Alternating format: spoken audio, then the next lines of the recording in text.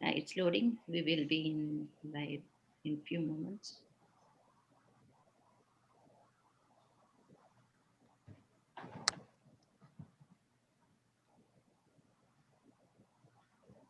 It's loading. Yeah. So now Shruti's intro. Let me Yeah, share. let me, no, wait. Let Okay. me, okay. So welcome back, everyone. So right now we'll have Shruti Chokalingam. Shruti Chokalingam is a computer science and math graduate from UC Berkeley. Shruti will be presenting her research work on preceding the load of students' semester courses schedules at the Learning and Knowledge Analytics Conference 2021. She will be introducing the education challenges. Welcome, Shruti. Hi,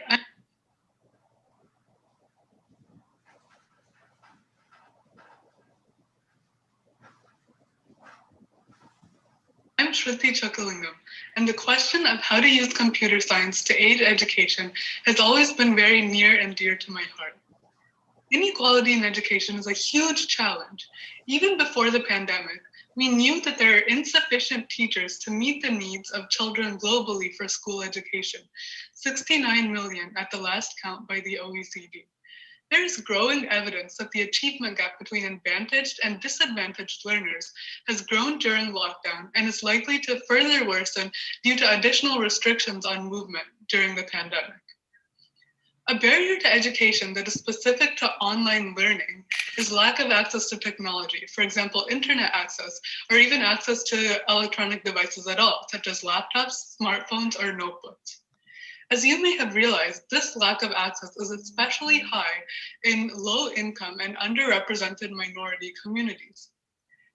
Studies suggest that around 64% of teachers with a significant population of low income students in their schools said that their students are hindered by a lack of access to technology. Additionally, 30% of Hispanic students and 40% of African American students did not receive online education during COVID related school shutdowns, and this number comparatively is 10% of white students.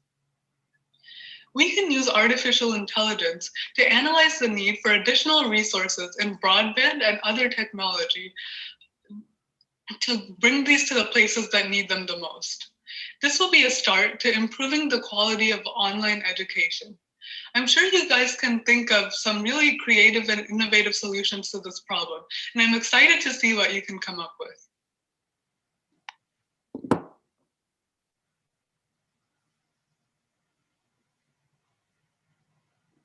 Meena, you're in mute. Yeah.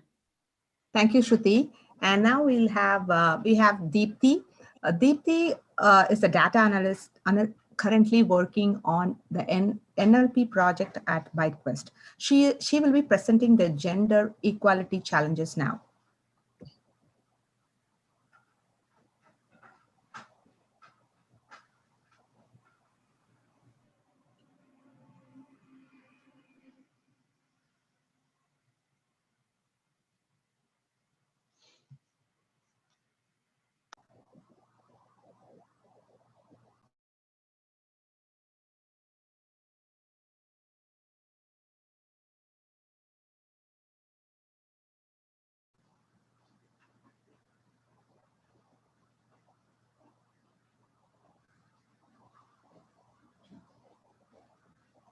Indu? It's a Yeah. video. Actually, I thought it's like, okay, sorry for.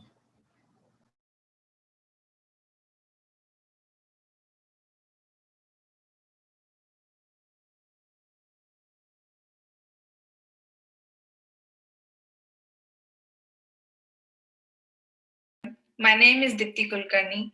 One social issue that bothers me a lot is gender inequality. We all dream for a gender equality on a global level. According to the United Nations, there is no country in the world with gender equality. Women and girls continue to suffer the discrimination and violence in every part of the world. About 2/3 of countries in the developing region have achieved gender parity in primary education. This is not something we can ignore. Gender equality is not only a fundamental human right, but a necessary foundation for a peaceful, prosperous, and sustainable world. Providing women and girls with equal access to education, healthcare, decent work, and representation in political and economic decision-making processes will fuel sustainable economics and benefit societies and humanity at large. Discrimination is not just domain of humans. Nowadays, artificial intelligence is showing gender bias too. Algorithms are just math and code, but algorithms are created by people and are trained and with different observations made by people. So biases that exist in the real world are mimicked or even exaggerated by AI systems. Let me give you an example. In machine learning based language translations, we often see incorrect gender translation. For example, while translating from Hungarian to English, the text O egi orvos, O egi nowhere translates like he is a doctor, she is a nurse. But original text means she is a doctor, she is a nurse. In this case, the original language doesn't specify any gender bias, but the translation using AI does. If language models are trained on data that makes a lot of assumptions about the roles of men and women, they can produce translations that widen the gender inequality gap. Machine learning systems are what they eat, and sometimes we end up feeding them garbage. The road to unbiased machine learning is a long one because as a society, we are still a long way from equality. The good news is a number of AI scientists are working to root out this distortion. You, as a young data scientist, have an opportunity to work on similar challenges using data. I'm really looking forward to solving these challenges by you using the data we have. All the best, and I'm happy to support and answer any questions you all have. Thank you. Thank you, Diti. Now let's move on to climate. I mean the challenges. So Chokkalingam Karapaya will be giving us the details. Chokkalingam Karapaya is a social entrepreneur and the CEO of Vetri Labs, and electrochemical research and product development company. Greetings all. He will be introducing the climate action challenges now.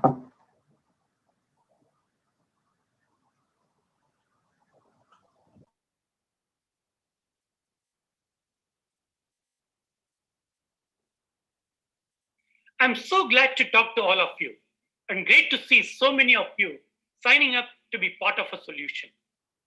It's easy to point to something that's wrong and say it's a problem. It takes courage to act and find a solution. I applaud you all for that. My name is Chokkalingam Karupaya, and my doctoral degree is in electrochemical engineering. Since graduating, I've had experience in industries, academic institutions, and national labs carrying out applied R&D and product development. I'm currently the founder and CEO of Vetri Labs, which focuses on providing electrochemical energy solutions, including but not limited to batteries and fuel cells. Now, let's go to a couple of challenges that's in front of you today. As you all know, all of us across the globe are starting to see the impact of climate change. The impact spans a wide range of timescales, with severe damages occurring already. One such devastating impact that's close to home is that of wildfires. Wildfire frequency, intensity, extent, as well as economic and human health impacts have significantly increased worldwide. Thousands of acres of land have burned, and homes, buildings, and other important community infrastructure have been destroyed by wildfires. The overall economic impact runs into billions of dollars in direct damage as well as in lost economic productivity. To mitigate future losses, early and effective fire detection, fire prediction, risk analysis, and economic impact analysis that can provide actionable information is highly desirable. So, your challenge is to propose, prototype, and present innovative ideas that use novel machine learning, data science, and data fusion for the prediction, detection, and impact analysis of wildfires. Now, as we address the mitigations of near-term problems, how do we see the change that's needed to create long-term impact? It starts with the world acting together. That does not happen if a section of the society either does not see the need to change or does not see the real impact of an exponential change. Recent studies provide evidence of a generational gap, with younger generations increasingly citing environmental issues as a top concern. This tension has come into public eye as young people around the world have called attention to the impacts of the current policies and the inaction that will have on the future generations. Your challenge is to create a way to communicate the importance of environmental responsibility to people of all ages. Yes, we are not only borrowing the earth and its resources from you, we are also borrowing the solutions. Good luck to you all, and I'm eagerly looking forward to hearing from you on the solutions. Thank you. Thank you, Chuck. And now we have Kelly Tung. Kelly Tung is a sophomore at Monta Vista High School. As the president of the DT40 Silicon Valley chapter, Kelly strives to help teens develop design thinking skills and discover and create all kinds of possibilities. Kelly has vast leadership experience, such as being the chair of the City of the Cupertino's Teen Commission, the president of Design Thinking for Teens, Silicon Valley chapter, the president and executive director of Youth Environmental Power Initiative, and the student executive board member for Walk by Cupertino. Welcome, Kelly. Hello, thank you for the introduction. Let me share my screen for my presentation. Okay, perfect. So hi all, welcome to my design thinking workshop. I'm very honored to be presenting at this hackathon, and I'm very excited to share the design thinking approach with all of you, and I'm sure that this approach will help you with your innovation for this hackathon. All right, let's get started. So I know that someone already introduced me, but I'll just reintroduce myself. My name is Kelly Tung, and I am a current sophomore at Monta Vista High School. I am currently the president of the Design Thinking for Teens Silicon Valley chapter, where we spread the idea of design thinking, and we also implement design thinking programs in schools. I'm also the president and executive director of the Youth Environmental Power Initiative, a nonprofit organization that aims to raise awareness for sustainability and develop future leaders to help combat climate change. Okay, so let's kick things off with a quote of the day. As Winston Churchill once said, "The pessimist sees difficulty in every opportunity. The optimist sees opportunity in every difficulty." So what's the difference between his first statement and his second one? I would like to encourage all participants to unmute themselves to answer this question, and there are no wrong answers.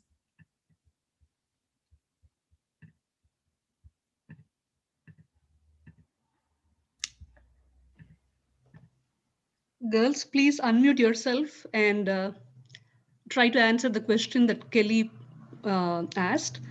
And as we mentioned earlier in yesterday's briefing session, your participation is very important and we are going to consider that towards your judging. So please announce your name, the team you represent, and then answer this question. Thank you. All right, so who wants to go first? I'm Annie. So I think the difference between the two is that, well, the pessimist is, having a very fixed mindset and doesn't, see like what good could come in the future. The optimist instead, takes every opportunity as something to improve and that, changes or like new improvement, Yeah, that was really great. That was a great answer. Would anyone else like to contribute to this question? Hi, my name's, oh, oops. Okay, you can go ahead. Okay, hi, my name's Chelsea and I'm from the Annie Easley team. And I like to think of it as the pessimist thinking that the cup is half empty, and then the other hand, the other party would think that the cup is half full. So more metaphoric, but yeah. Yeah, great answer. Could you please say which team you are from? The Annie Easley team. Okay, and also the first participant who spoke is from which team? I'm from the Katherine Johnson team. Okay, thank you. Okay, and I think I heard one more person speaking, so feel free to contribute as well. Yeah, so I'm Zoe from the Katherine Johnson team, and kind of like earlier people said, the pessimist is like, the person that doesn't see like good things that can happen, so that sees difficult in every opportunity. Like the pessimist doesn't see new opportunities or something they can do in the future, and the optimist can see things that like are good things in the future that they can move towards, like goals. Yeah, that was a really great answer, Zoe. So yeah, I think that's good for this question. I will have more questions down in the future. So if you guys would like to join or earn participation points, please feel free to chime in. But for this one, you guys you hit it on the nail. You talked about the mindset, about the opportunity. So as I'm going to say, the main difference between the two statements is the mindset. So in an ideal design thinking mindset, views the problems and the challenges as opportunities. So for example, many global challenges such as environmental injustice, resource scarcity, food security, and poverty can all be seen as opportunities to find solutions. Let's move on to the definition of design thinking and see how this quote directly ties into design thinking. Okay, so what is design thinking? Well, design thinking is a 5-step approach to solving problems that focus on building solutions on user experiences. It is an approach that can help you solve problems creatively while addressing the needs of your users as well. These 5 steps consist of empathize, define, ideate, prototype, and test. Remember, design thinking is a non-linear process, so you can always jump between the steps as you become more familiar with them. Utilizing design thinking not only provides an effective way to solve problems, but it also changes your mindset into one that embraces problems as opportunities, as we mentioned in the question of the day earlier. Now, before we move on, could someone tell me what you think the most important step of design thinking is? So whoever would like to get some participation points, please unmute yourselves. My name's Elizabeth, and I'm part of the Hector Garcia Molina team. And I think that the most important part would be empathizing, because that's kind of where you start. I mean, you can't really fix the problem without knowing why it's a problem for the people that are struggling with it. Great answer. Would anyone else like to contribute? I'm Kavitha from the Annie Easley team, and I think the most important part is the idea part of it, because like you can't really make a solution without an idea first. Yeah, that's also a really great answer. Okay, perfect. Then we'll move on to finding out the answer. Okay, so as the first participant mentioned, I would argue that the empathizing or the empathize portion would be the most important step of design thinking. And why is that, right? Well, as we mentioned earlier, design thinking is a human-centered approach. So essentially, what makes design thinking unique is that it is user-centered, and that the empathize phase of design thinking is essentially what makes the process user-centered. And with that said, empathizing is also the first step to design thinking as well. So as we mentioned in the presentation, empathy is the centerpiece of design thinking. So what is empathy? Again, feel free to answer answer by unmuting yourselves. I'm Annie from the Katherine Johnson team. Empathy is when you sort of put yourself in someone else's shoes and you try to understand it from their point of view, their problems. And so, yeah. Oh, go ahead. Or yeah, that's pretty much the. Yeah, thank you, Annie. I think this is your second time participating. So anyone else? Hi, I'm Charlotte. I'm on the Preeti Shankar team, and I would say in order to empathize with your users, you have to communicate and reach out to a broad spectrum of users, so many different types of people, so you can actually like curate your solution to multiple people. And it goes back to the whole trying to eliminate bias from your machine learning and AI. Yeah, that's a really great point. I really liked how you tied it back to artificial intelligence, machine learning. I think I'll take one more answer before we move on. Who would like to answer? This is Sonia from the Katherine Johnson team.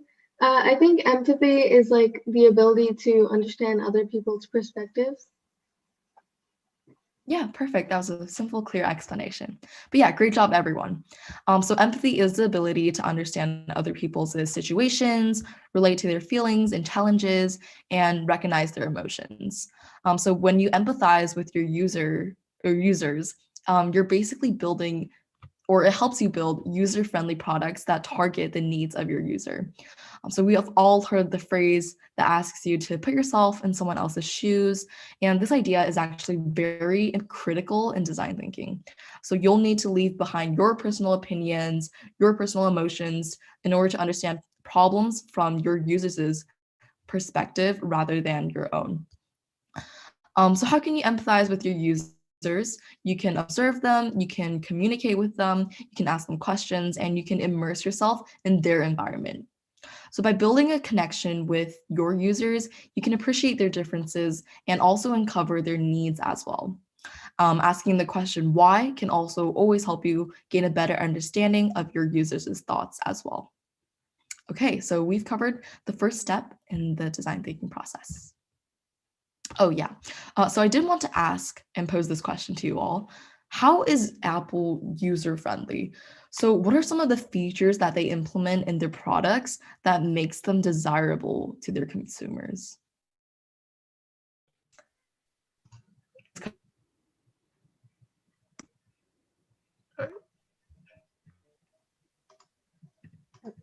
Wait, is anyone else going?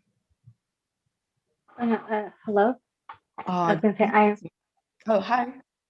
I'm Sophia from the Katherine Johnson team. I'm pretty sure. Apple is user friendly because it uses very simple. Like it's a very simple, like interface to use, and it doesn't take much to figure out how to use the phone and all of its features. Yeah, you hit it right on the nail. I was gonna say too, like Apple's products have really simplistic and easy designs, which makes it really easy for the users to utilize their products. I know Android is a very popular competitor to Apple, but I think one of the main reasons why people prefer Apple is because Apple is less complicated and it's generally easier to use than Android products. But yeah, great job on that one. What other features do Apple products have that make them user friendly? My name is go ahead. My name is April. I'm from the Kimberly Bryant team, and I think a big part of the simplicity part is the home button and how like it's kind of consistent in all their products. And also they have a lot of other, apps that are personalized, like the clocks and stuff. So I think that's a huge part of it. Yeah, great answer. I like how you talked about integration, how they have like great apps, well, like not just the phone itself, right, but the apps within as well. Okay, gonna take one more answer. Who'd like to tackle this problem or this question? Hi, I'm Nitya from the Hector Garcia team, and I think that Apple is user-friendly because it caters to people that also have disabilities, and that's like something that Siri helps with. So Yeah, great answer. I actually was thinking about that too, but in a different sense. I think Apple is actually very famous for its great customer service, which isn't a product, obviously, but as a company, that actually makes them very, very user friendly, right? Think about it. Through their great customer service, Apple demonstrates that they truly care about their consumers and that they're always ready to help solve any problems that their users face, right? So their customer support encourages users to stick with Apple, and that's because they always feel welcomed and that their needs are attended to. So yeah, and then something else I just wanted to bring up, I think the person who mentioned about the integration kind of hit it too. But Apple uses a lot of integrated systems and that their products work with each other. Like for example, my MacBook and my iPhone work very well with each other as it's really easy to send pictures, PDFs through AirDrop, and Find My iPhone makes it very easy for users to locate their Apple devices as well. So through all of these features, you can see that even large companies such as Apple utilize the fundamentals of design thinking as well. So that really highlights how important design thinking is, and that, a lot of people use it. Okay, so that's great. Let's move on to our second step in the design thinking process. Okay, so this second step is the define stage. So in this stage, you'll be utilizing the information that you collected in the empathize stage to craft your problem statement. A well-made problem statement is important in design thinking because it brings both focus and clarity to your project. Your goal is to identify the key problems that you want to solve based on the vast variety of problems that you found in the empathize stage. So how do you make a problem statement? Well, that's where the point of view statement, which we will refer to as POV statement, comes into play. This statement summarizes your thoughts in a singular statement from the user's point of view, and this guides your team towards the specific needs that you have uncovered. It also helps you frame the problem, and it creates a sense of possibility that inspires you to find solutions. A POV statement consists of three elements: the user, the user's need, and the insight that you have gained from the user. As you can see in the presentation, I've included a structure of the POV statement. So user needs a way to, needs verb, because surprising insight. So it might sound a bit weird, but let's test it out and see how this POV statement works and how the structure works as well. So I'll start with a simple example. So say we have a girl named Madison who is left at school because both of her parents are working. So in this situation, if we want to form our POV statement, we would say Madison, who is the user, needs a way to go home, which is the needs, and a verb, by the way. So go home is, again, like a verb, because her parents are unable to pick her up from school. So through that, we basically tackled who this problem is targeted towards, which is Madison, her need, which is to go home, and then her surprising insight, which is that her parents are unable to, take her home. Okay, so that was a very quick and easy example of a POV statement. But let's try another scenario with you guys involved. So let's say that a boy named Richard is allergic to the food offered in his school's cafeteria. So how can we reframe this into a scenario or into a POV statement? So whoever would like to get your participation points, please unmute yourselves and answer this question. Okay, my name is Elizabeth. I'm part of the Hector Garcia Molina team, and I forgot the kid's name. Oh, that's all good. Richard. Okay, so Richard needs a way to eat his lunch or get his lunch from school because he's allergic to all the food that they serve. Yeah, perfect. Oh, and one thing I do want to mention is that you can phrase a POV statement in like a variety of ways, right? It's not limited to just one way of saying it. So let's hear from another participant. How would you frame this exact scenario, but how would you frame it differently? This is Annie from Catherine Johnson team. I would phrase it more generally and say like students need a way to or students need access or students need a way to receive food without allergens because of the risk of allergic reactions. Yeah, I can see how yours is broader, or kind of targets like a more broad audience. So yeah, that could work too. Let's hear from one more student before we move on.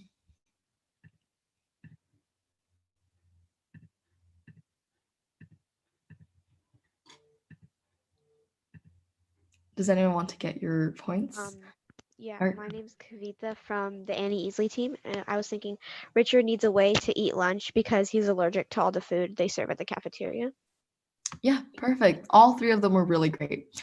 So you guys kind of get the hang of that, but essentially a good point of view statement should be human-centered, which all of you guys did, broad enough for creative freedom, which I think, in a way, I think all of your statements did, like, were broad enough to like allow for creative freedom, but they should also be narrow enough to manage. So it's not like entirely like too broad. And then the last thing is that it needs to be action oriented. So it inspires people, to take action. It should also clearly indicate who the users are, what their needs are, and then also include the insights that you collected in the empathize stage. After you develop your POV statements, you can rephrase your POV statement into a how might we statement to help transition to the next phase in the design thinking process. So let's use Madison's scenario to phrase our how might we statement. So for her situation, we might ask, how might we encourage Madison to carpool with her peers? So in that way, you've successfully reframed the problem. So I'm going to pose this question to you all. How would you phrase your how might we statement for Richard's scenario? And this question is also up for grabs. This is Sonia from the Catherine Johnson team. So how might we help Richard get food he isn't allergic to? Does that work? Yeah, that does work. It doesn't, how do I say this? You don't necessarily need to say like a solution within the how might we. You can like ask like, how can we solve this problem? That also kind of identifies your problem as well. So that definitely works. Anyone else? This is Sarah from the Preeti Shankar group. My answer is, how might we convince the school to provide food that Richard is not allergic to? Yeah, that's really good. Yeah, so in your scenario, you kind of made it more like solution oriented. How are we gonna get like this solution to get done? So yeah, that definitely works too. And then I'll take one more response to this question. This is Malika Mera from the Annie Easley team. I said, how might we create an alternate option for Richard since he is allergic to all the food? Yeah, that works too. So as you can see, one question, comes up with a lot of different ways to phrase it. So yeah, that was really good, guys. Okay, then let's move on to our third step in the design thinking process. So according to Stanford D.School, ideation is the mode of the design process in which you concentrate on idea generation. So this demonstrates that the ideate step is where you demonstrate ideas and solutions to tackle the problem statement that you identified in the second stage. This step provides the fuel for building prototypes and getting innovative solutions to your users. So by utilizing the how might we sentences you created in the second stage, you're basically turning your problems into opportunities, as we again mentioned in the question of the day. So I encourage all of you to think outside of the box during the stage and to be creative. There are many ways to tackle your defined problem, and coming up with as many ideas as you can help you design a really well thought out solution. So this goes directly to your hackathon, right? So we presented, I think, 3 topics like education inequity, climate change, like the crisis in itself, and also like gender inequality. So there are a lot of different ways to tackle this, obviously. So you should generate as many ideas as possible and then choose one that you want to focus in. But during the brainstorming process, you should try to come up with as many ideas as you can. And again, there are no wrong ideas. And even your crazy, wild ideas may very well lead to a breakthrough innovation. Okay. So that is the ideate process. Then let's move on to our prototype stage. So you can refer to this as also like an experimental stage, where you will come up with various prototypes or build various prototypes. So in our previous stage, we've already come up with various ideas, right? So in this stage, it's time for you to validate your ideas and make a quick, simple, and cheap prototype of your ideas. So you should create a model designed to solve your users' problems and use this to test in the next stage of design thinking. I know all of you guys are avid hackers, so maybe you're thinking, oh, I have to code a really well thought out app in order to use it as a prototype to show others. Actually, that's not it. You really only need the materials around you, like paper, pencils, glue sticks, scissors, etc., to build your prototype, right? So one popular form of prototyping is creating a paper prototype. So let's watch this YouTube video to understand more about paper prototyping and how it helps the design thinking process. And just a note, I'm going to ask you guys to provide a summary of what insights you gained from this video. So please do make sure to pay attention while this video is playing. And it's quite... Paper prototypes are... Sorry, 1 second. It's quite quick, so just pay attention for 2.5 minutes, and then you guys can come up with a summary. Okay, then without further ado, let me make sure I'm screen sharing the sound. Okay, perfect. Then let's begin. Paper prototypes are a fast and cheap way to test ideas for products and services. As such, they are an integral part of the design thinking methodology. By showing paper prototypes and user interviews, you can get a better understanding of user needs and also use it as a basis to experiment on, during and after the interview. To start off, let's talk about commonly used materials. These include a pair of scissors, tape, glue stick, marker, post-its, and paper and cardboard in various colors. Let's say you want to test your newest business idea, a dog food delivery service. If, for example, you want to visualize an app or a website, you can start by drawing a simple interface. It doesn't matter if it looks crude. I actually recommend it, because that way users are encouraged to talk honestly about the concept itself. In contrast, a highly polished prototype draws the attention to details like button placement and color choice. People also tend to hold back their honest opinion because they do not want to devalue your fancy prototype you've obviously put so much work into. The same goes for physical objects like wearables. This technique is called wireframing and allows users to get a feel of your idea. Having a physical representation of the device helps to understand the implications of wearing it. Would I take it to work? Or wear it when doing sports? Services, on the other hand, are a different story since they are intangible. So try to pick out a part of the service experience you want to focus on.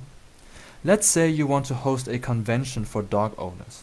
One prototype could be a written invitation, another a program overview. Use these as a starting point in interviews. Here I am building a dog food shipping package. I can use it not only to test its content or size, but also the unpacking experience and whether the instructions are clear enough. To sum it up, while paper prototypes lack the functionality and detail of a traditional prototype, they are great for evaluating early concepts from a user perspective. They can be created and adapted very quickly, and in case users don't like them, simply discard them. That was my short overview of paper prototypes. If you have any questions, feel free to post them in the comments. Okay, so we'll stop there since that was basically the end of his video. But I'd like some people to let me know. So what was the main idea of his video? Like, what did he say specifically about paper prototyping that stood out to you? I'm Chelsea from the Any Easily team, and I can tell that there's different ways that you can demonstrate a prototype. There's like ones for apps, services, and more physical designs. And I think the point of this type of prototyping is like to make it more interactive for users and make sure that it's user friendly. Yeah, that's a really, really great point. I think I remember like 2 years ago, I was building my own app, and before I even like coded anything, I first drew out all the interfaces to make sure they looked okay and asked like a lot of my friends, like, oh, what do you think? So yeah, I definitely related to this on a personal level. What about anyone else? Hi, this is Zoe from the Catherine Johnson team, and like she said, basically this prototyping is like interactive with the user to see what they think about it, and it's like really simple, like roughly trying to figure out what your app or product is supposed to look like. So yeah. Yeah, great answer. Anyone else? Sorry, go ahead. My name is Geneva. I'm from the Catherine Johnson team.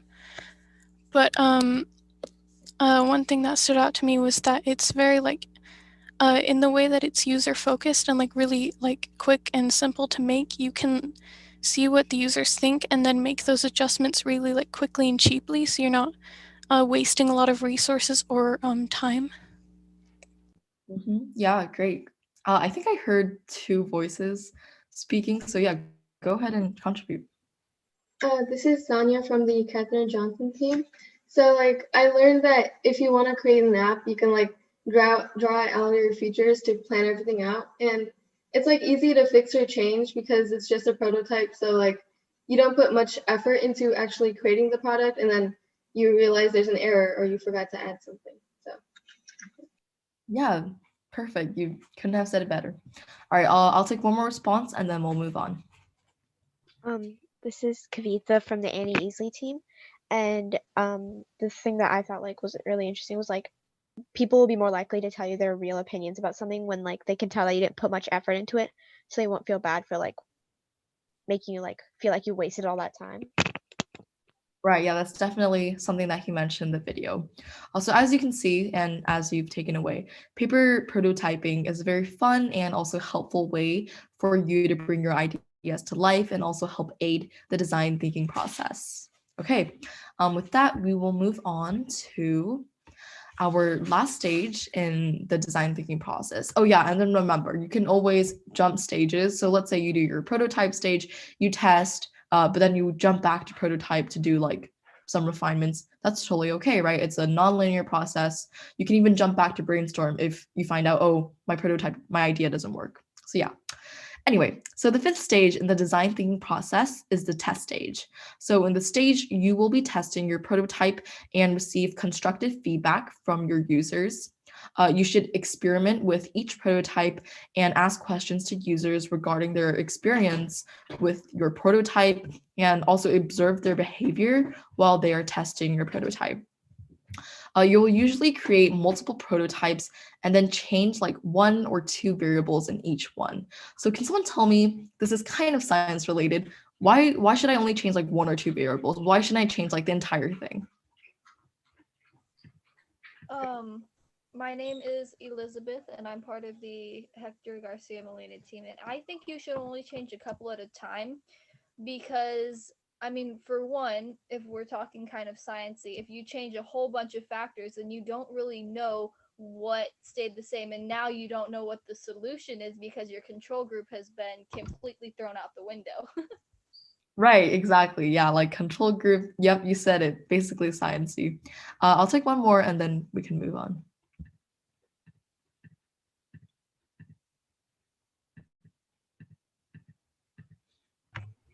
I'm Eileen. I'm from the Kimberly Bryant team.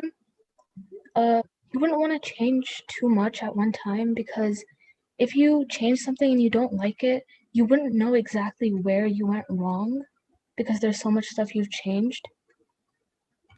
Yeah, perfect. Simple and easy. But yeah, you guys again hit it on the nail. So you shouldn't change too much at a time, just because it's better to see like, oh, which qualities like you liked and you didn't like, according to like what the user's feedback is. So if you change too many at a time, you don't really know like what exactly it was that they didn't like, or what was good for your prototype, what was bad. Obviously, if you like want to scrap your idea entirely and then come up with a new one, that works. But if we're like just, doing one prototype and then trying to like make it better or improve it gradually, it's better to like improve like a few features at a time. But yeah, great job, guys. But yeah, after you build your prototypes, you'll have your users compare the prototypes that you've created. You can ask them what prototypes they prefer, which ones they dislike. And it's also very crucial for you to understand why they prefer one over the other. And you should also identify the pros and cons of each prototype. Make sure to make modifications, to rebuild and to refine your prototype as well, as this feedback will help you improve and build upon your future prototypes and eventually your real innovation. The testing stage also provides an opportunity to empathize and understand your users' needs. Okay, great job, guys. So with that, we're basically done with the design thinking process. It wasn't too hard, right? It was pretty easy, pretty straightforward, and all of the steps, made sense. So with that, I would like to talk about, can design thinking be combined with artificial intelligence? Yes, they can be combined. So design thinking reframes the development methods that only focus on improving artificial intelligence itself. So it's really important for people to realize that you should think about artificial intelligence in a design thinking perspective, right? So if you don't utilize empathy and a human-centered approach, then you might not be able to solve the problem because it's not truly targeting the user's needs, right? If you're not thinking about it through a user's perspectives, how can you argue that this algorithm or what this app is actually solving the user's needs? So you need to utilize empathy to really help you create an app that solves your users' problems, right? So if you only look at artificial intelligence from a technology perspective, you are losing the human process or the human aspect in this process. So combining design thinking with artificial intelligence is a very essential element of successful AI design to make sure that artificial intelligence is, again, truly targeting real human needs, and it also accelerates the success of AI technology. So again, you guys will be tackling major issues such as education inequity, gender inequality, and climate change. So it's very imperative for you guys to combine design thinking and AI together to combat these issues. And then one more point I'd like to make is that design thinking can also be combined with sustainability. And why should I consider this? Well, design thinking focuses on the user's needs, right? That's what makes design thinking special. That's what makes design thinking. But what about the needs of our environment, right? So we always consider that our users have unique needs that needs to be targeted, but we also need to consider that the earth has needs, right? We need to protect our environment as well. We need to help make a sustainable earth. So I think it's a very important point to also kind of combine design thinking with sustainability so that you can help build a better earth as well. And this will be a win-win situation for both your users and for your earth as well. And with that, that brings me to my last slide, which is to get ready to hack. If you guys have any questions, please feel free to ask me now. I'm a little limited on time, but yeah, feel free to ask real quick. And then if you would like to know more about design thinking for teens, then you can always go to dt4t.org to learn more about our organization. Yeah.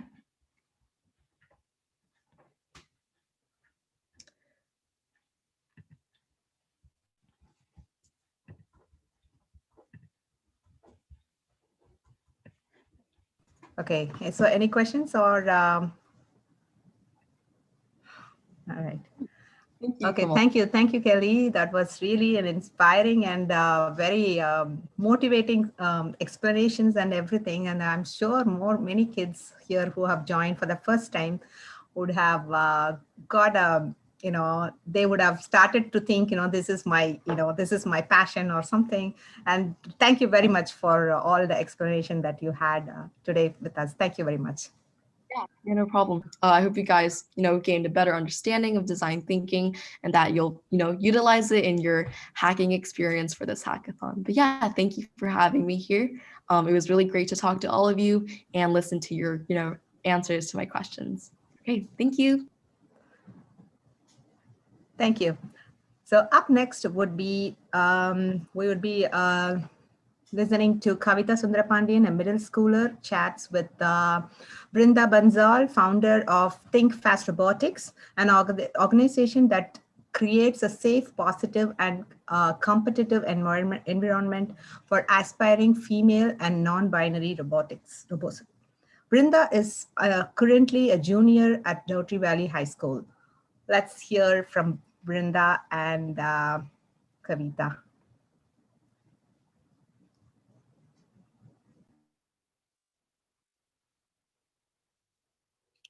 A Pashta high schooler who has formed Hello everyone. Today I'm happy to introduce a Pashta high schooler who has formed an organization for women in robotics. She has worked hard to make the field of robotics more inclusive. Here today is Brinda Bansal. Hi Brinda. Please tell us about yourself and your incredible journey to where you are today. Hi Kavita. Thank you for having me today. So my name is Brinda Bansal and I'm a high school junior in the San Francisco Bay Area. Just a little bit about me is that I was actually born in India. I moved to Canada and then I lived there for about 12 years and I moved to the United States. I love a lot. I can speak about 4 languages: English, Hindi, French, and Python. I'm currently involved at Reinvented Magazine, Artificial Intelligence Club, Key Club, and I recently started Think Fast Robotics. We'll go over Think Fast Robotics a little later. So my journey started in 6th grade where my teacher gave us a 20% project. Me being really ambitious, wanted to create a robot which could help the elderly shovel the snow, rake the leaves, mow the lawn. And that's kind of where it all started. My interest peaked and I just did some research. From there, my family moved to the Bay Area where I found so many opportunities around me. The summer going into high school, I decided to compete at a Vexabil powered competition at Google. This was truly the turning point because I went into the competition knowing absolutely nothing about mechanical build, robotics programming, but what came out of it was a lot of experience and a newfound interest. Growing this experience in high school, I joined my school robotics team and competed on that for 2 years, eventually competing at world level. Then I realized that during my time at my school teams, I noticed there was a lot of discrimination and discouragement towards girls in robotics. So how did I decide to fix this? This is where I created Think Fast Robotics. Think Fast Robotics is an organization aimed to empower girls and women in robotics so that they have a place to explore it and compete in it. Think Fast Robotics today has 5 members and we're currently competing at state level with 5 awards under our belt. We also run an apprenticeship program for girls who are interested in robotics but absolutely know nothing about it. We'll talk a little bit about that later as well. Wow, that is truly an amazing journey. You talked a little about your company, but what was it like building up a company based on your passion? So I absolutely love that question because there are many people out there who want to do something like this but just don't know where it started. So for me, building up a company based on my passion had 2 main components, 2 main hardships that I faced. One was gaining the confidence in myself that it's possible, because a lot of times, especially being a girl, there will be a lot of people out there who will laugh at you, make fun of you, and be like, "Oh, you can't do that." So getting that confidence was definitely something that was super important, and I gained that over time. The second thing was because the world's not perfect, budgeting and financial issues. So creating a company requires, especially in robotics, because there's a lot of electronics involved, and just in general, competitions are expensive, especially in Vex. That was definitely something hard. Eventually, we finally raised enough money, about $4,000, so we could get started, and I'm really grateful to everybody who helped us. The next thing was actually building the robot. Being a new team, I recruited a couple of new people who did not know anything about robotics. So teaching them, which involved a lot of sacrifice, was definitely another thing that we had to go through. Finally, which I'm really proud of, was our tournaments. So attending tournaments was probably the most nerve-wracking thing because there's a lot of other people there. There's a lot of other teams who are there who are going to laugh at you for being a new team. So building up a company was definitely nerve-wracking. There were a lot of problems that we faced, And so I think that when I built up the company, I'm grateful for the experiences that I had. So 2 important things to build a company are perseverance and funding. But if you have a good idea and are confident, then anything is possible.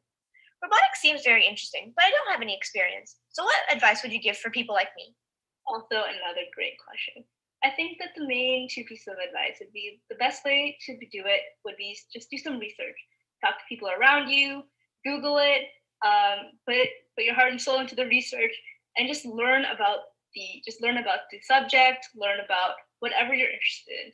The next step would be, for me at least, and I think this is really helpful for anybody, would be to find a workshop or a hackathon like this one.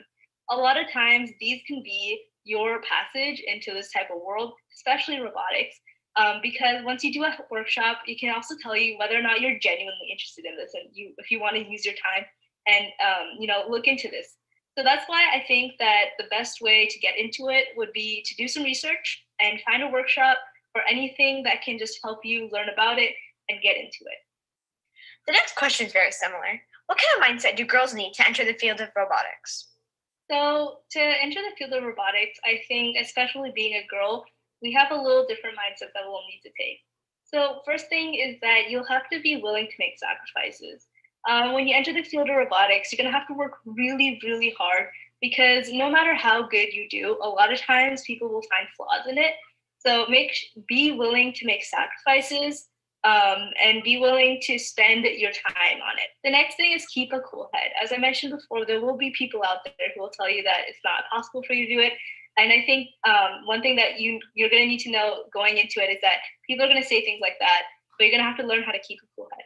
The next thing, which I guess is the opposite of what I said, is to be ready to fight.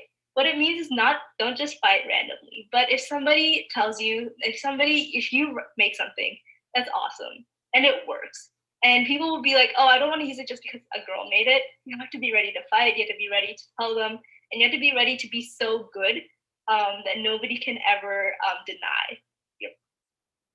Thank you for those very helpful tips. Moving on. We just saw a rover land on Mars. Robotics has come so far. What do you think this generation of kids has to look forward to?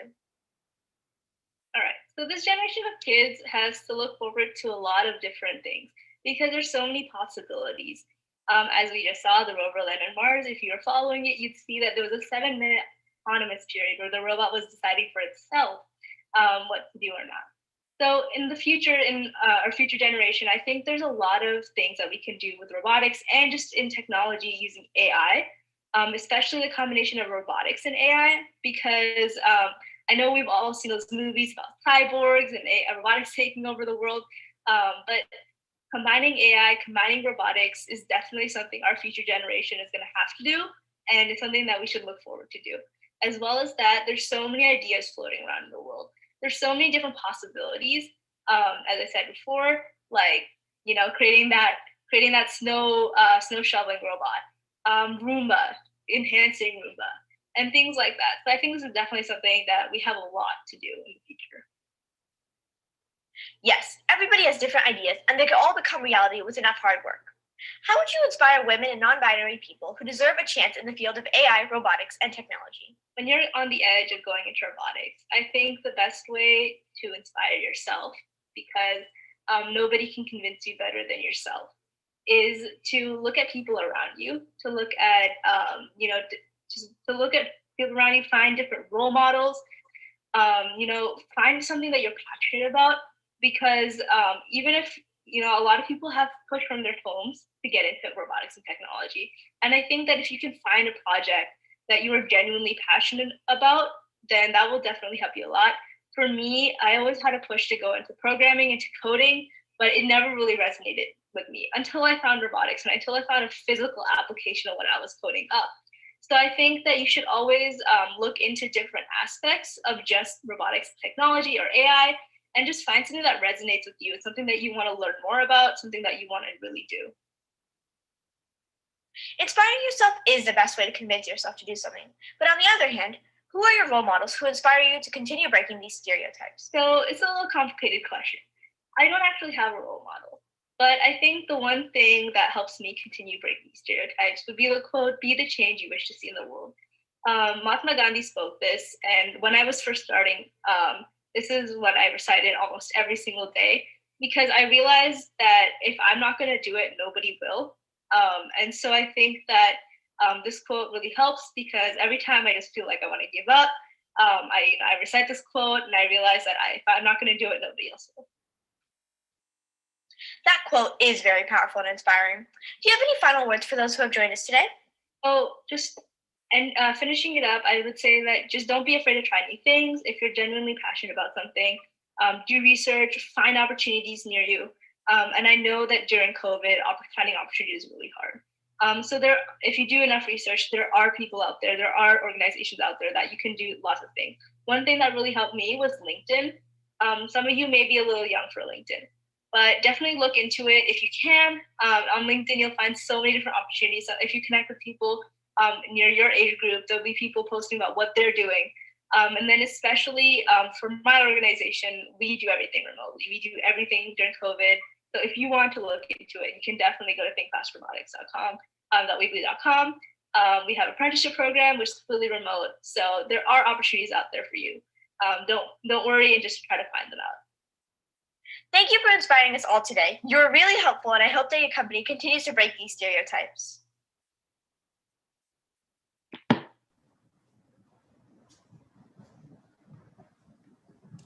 Thank you, Kavita and Brinda. And we have Brinda for Q&A today. And kids can, ask your questions. You can unmute yourself and ask your questions. Welcome, Brinda. Thank you, Ms. Meena. So I just want to start off saying that at this time, at least for my Q&A, feel free to turn on your camera. I love to see faces if I'm talking to you guys. So yeah, just go ahead, do that. And yeah, you can get started. Just ask anything, any questions you have in your head.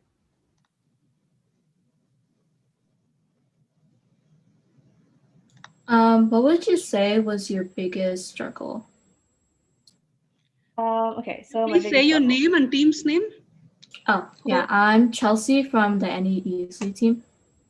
Thank you. Yep. So as I kind of touched on this before in the interview as well, is that my biggest struggle would basically just be gaining the confidence. Because coming from like a prior school team full of guys, I think that gaining the confidence that like even though I'm a girl, I still have the same amount of capability. And so I think that just getting that confidence would be the biggest struggle. And then after you get that confidence, I think that everything just becomes a small problem for you.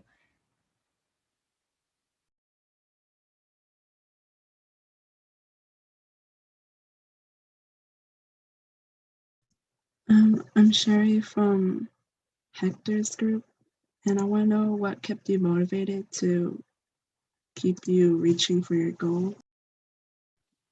What kept me motivated were my team, actually. My entire team, being the captain of it, I think that being the leader and seeing their passion and seeing my passion, I think that just my team and the fact that, every day we have to break a stereotype, we have to, keep going forward, we have to pave the way. And so I think that passion and that, kind of resilience is something that really does keep me motivated. Another thing that keeps me motivated is a lot of times we do receive comments like, hey, my daughter is interested in this and she saw your video and she was really inspired and she's looking into something. So I think that getting those comments or hearing things like that really like touch my heart, at least in our team, and that keeps us really motivated every day.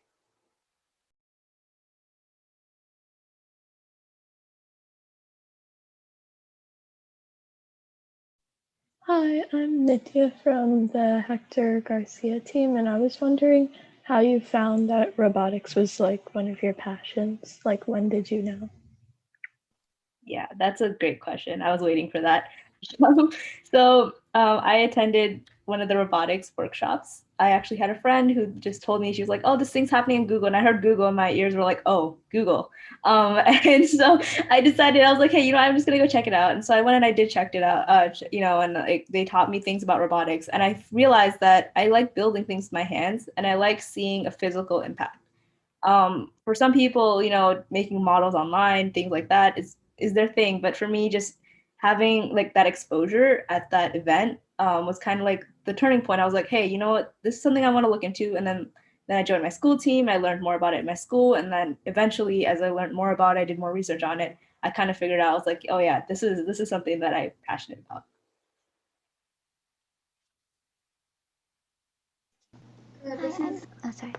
Sorry, you can go.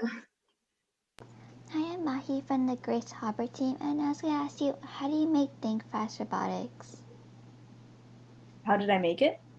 Yeah. Okay, yes. So how did I make it? Okay.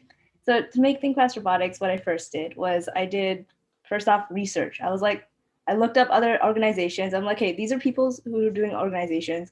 How does an organization work? What are the multiple aspects? So the first thing I did was when I had the idea, I made up like a timeline for myself. I was like, okay, these are the aspects. First, I need to recruit people. Then I need to put up a website. Then I need to do fundraising. Then I need to make a final team. And then I need to compete at competitions. So I made this basic timeline for myself. And then I just took it one step at a time, because at first it can look daunting, right? Like just an organization, like I'm CEO of an organization. It sounds really big, but it's not. And so just taking it one step at a time, first finding people. So first I reached out to people in my school who I knew were struggling.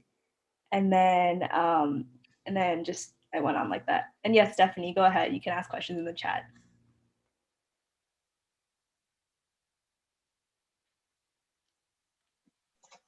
This is Sonia from the Katherine Johnson team. I was wondering, what was the hardest part of like establishing your organization? So two things: getting the trust of other people, being a private organization. So getting the trust of people from my school that, you know, they can come into my garage and work with me, because that is scary, right? Like, how do I trust somebody who's just making this out of like thin air, right? And so just getting that trust, and then obviously fundraising, being private, we have no school support, no support from anywhere. So just obviously, because it's expensive, we had to raise about $6,000. So how to do that, you know, applying for grants, applying for sponsorships, you know, reaching out to people, doing crowdfunding, things like that were definitely a struggle.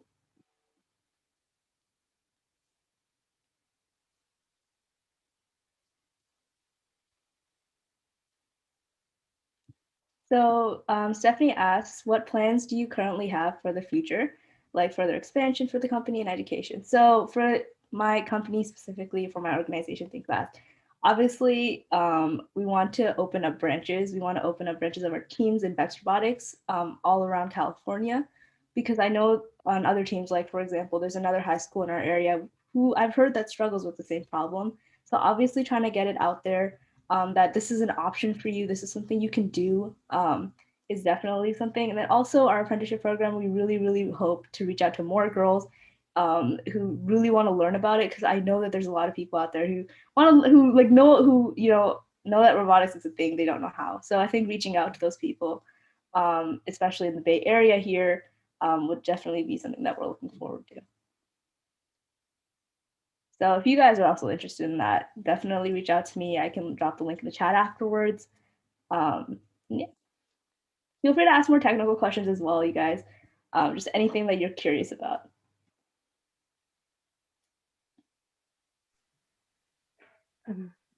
Hello, my name is Sophia. I'm from the Katherine Johnson group.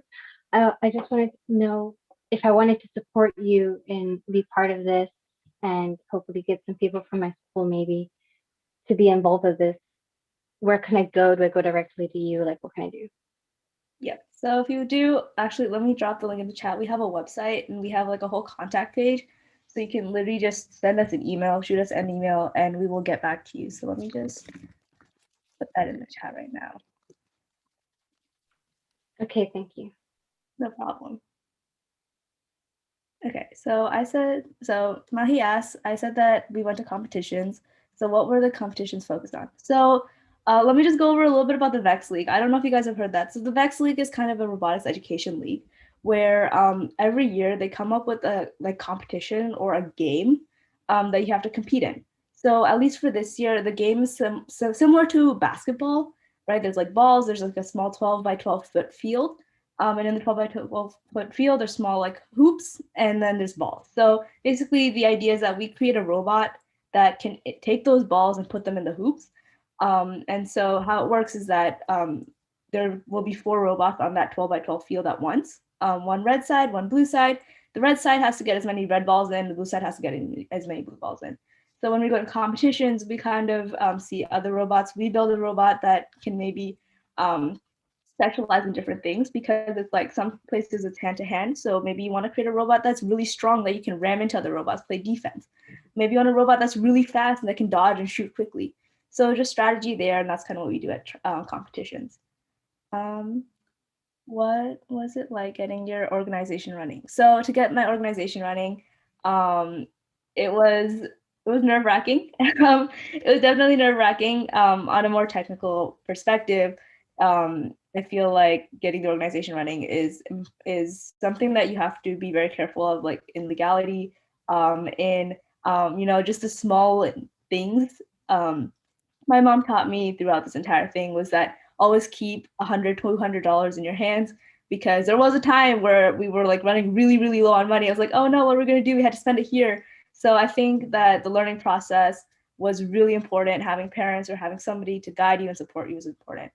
And then Charlotte asks, how long do most of your robotic projects take to build? Okay, so it depends. So our first robot, we named it Toad, took about 3 to 4 months to build. This was because we, as I mentioned before, we had 3 new members on the team who've literally never done robotics before. So we were kind of teaching them, and they were learning as we went. So the first robot took a while. The second robot took about like a month. So that's kind of like the progress. And then from the time we started planning, when it comes to planning the team, yes, it took 3 to 4 months. When we started planning the organization, it took about 5 months, because we had to put together the organization in a month. So I hope that answers your question. If you want me to clarify.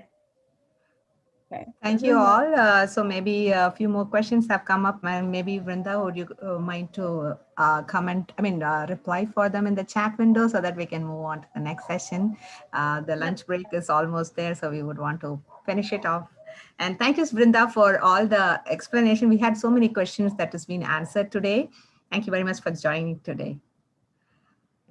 So we'll move on and then our next session we'll be watching a talk on ethics, AI ethics, followed by a workshop. So let's watch the video for now. Indu?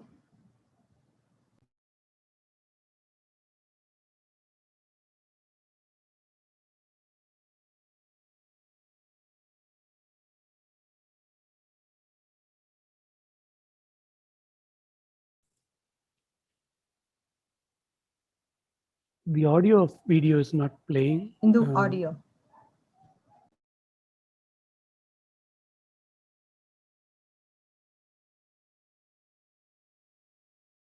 Sorry, I was on mute, so I will play from the beginning, okay? Thank you.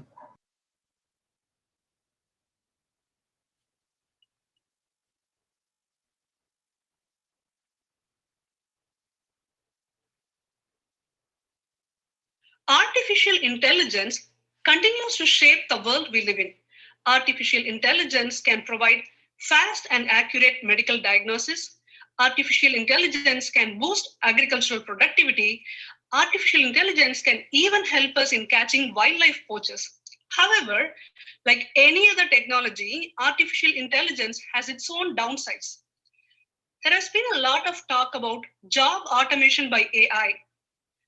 Though many new jobs will be created by AI, there will be some amount of jobs that will be definitely displaced by AI. There is another notable downside of AI that requires our immediate attention. Let's watch a TED Talk to learn more about it.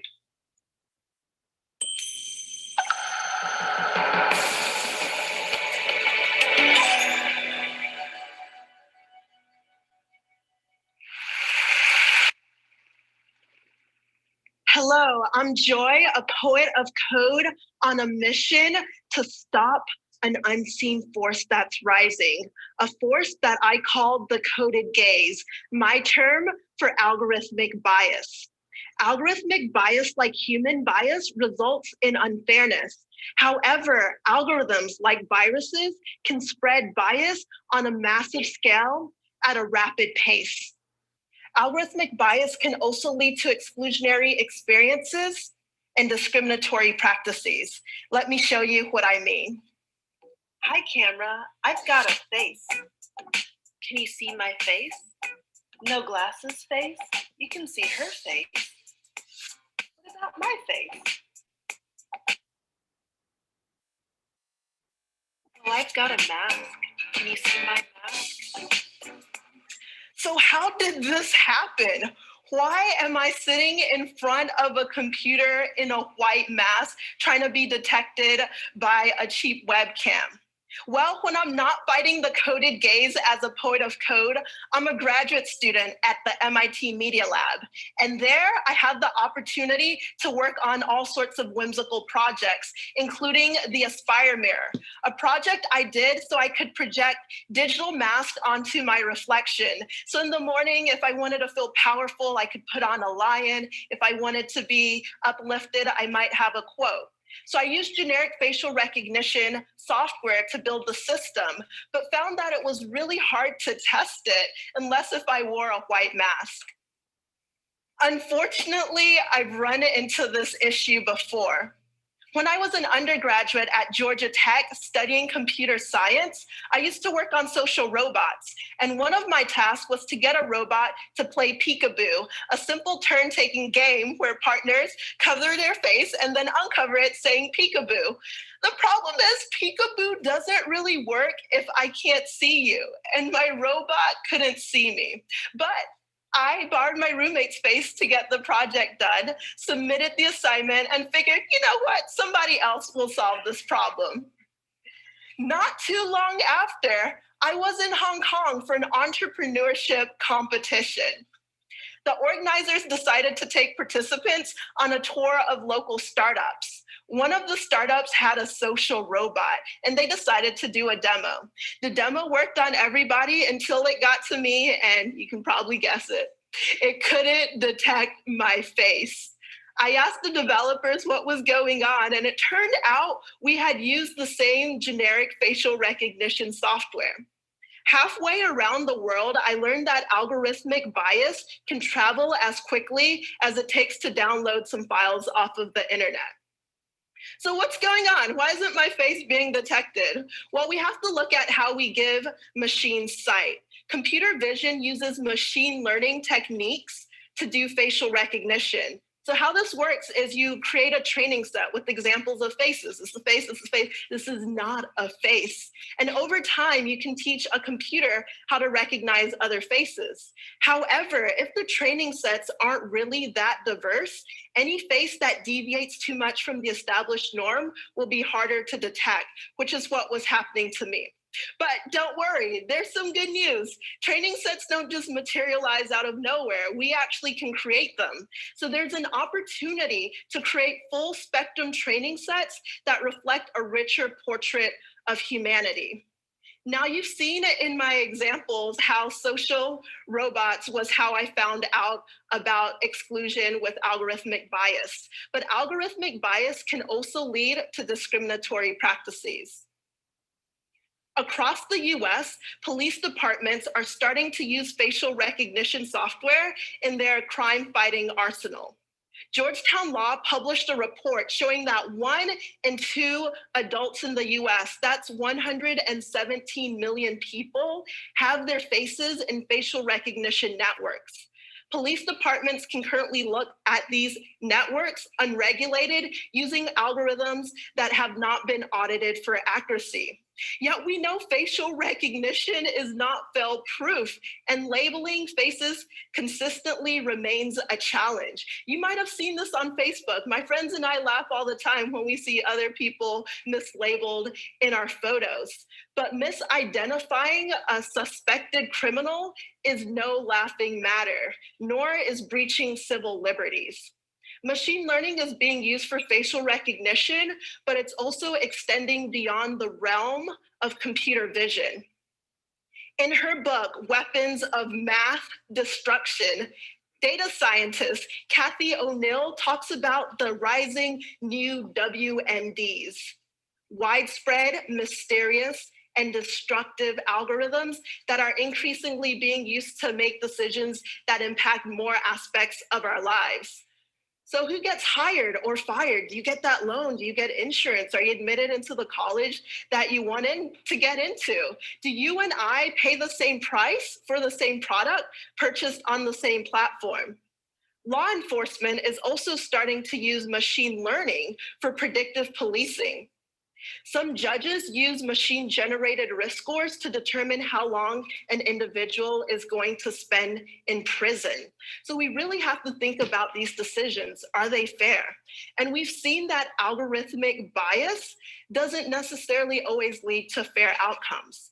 So what can we do about it?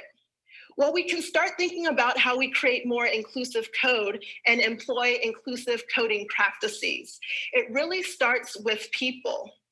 So who codes matters? Are we creating full spectrum teams with diverse individuals who can check each other's blind spots? On the technical side, how we code matters. Are we factoring in fairness as we're developing systems? And finally, why we code matters. We've used tools of computational creation to unlock immense wealth. We now have the opportunity to unlock even greater equality if we make social change a priority and not an afterthought. And so these are the three tenets that will make up the encoding movement. Who codes matters, how we code matters, and why we code matters. So to go towards encoding, we can start thinking about building platforms that can identify bias by collecting people's experiences like the ones I've shared, but also auditing existing software. We can also start to create more inclusive training sets. Imagine a Selfies for Inclusion campaign where you and I can help developers test and create more inclusive training sets. And we can also start thinking more conscientiously about the social impact of the technology that we're developing. To get the encoding movement started, I've launched the Algorithmic Justice League, where anyone who cares about fairness can help fight the coded gaze.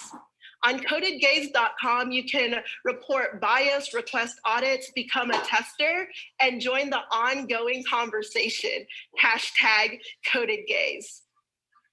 So I invite you to join me in creating a world where technology works for all of us, not just some of us.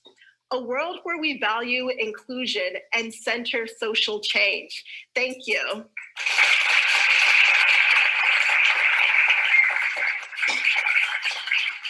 But I have one question. Will you join me in the fight?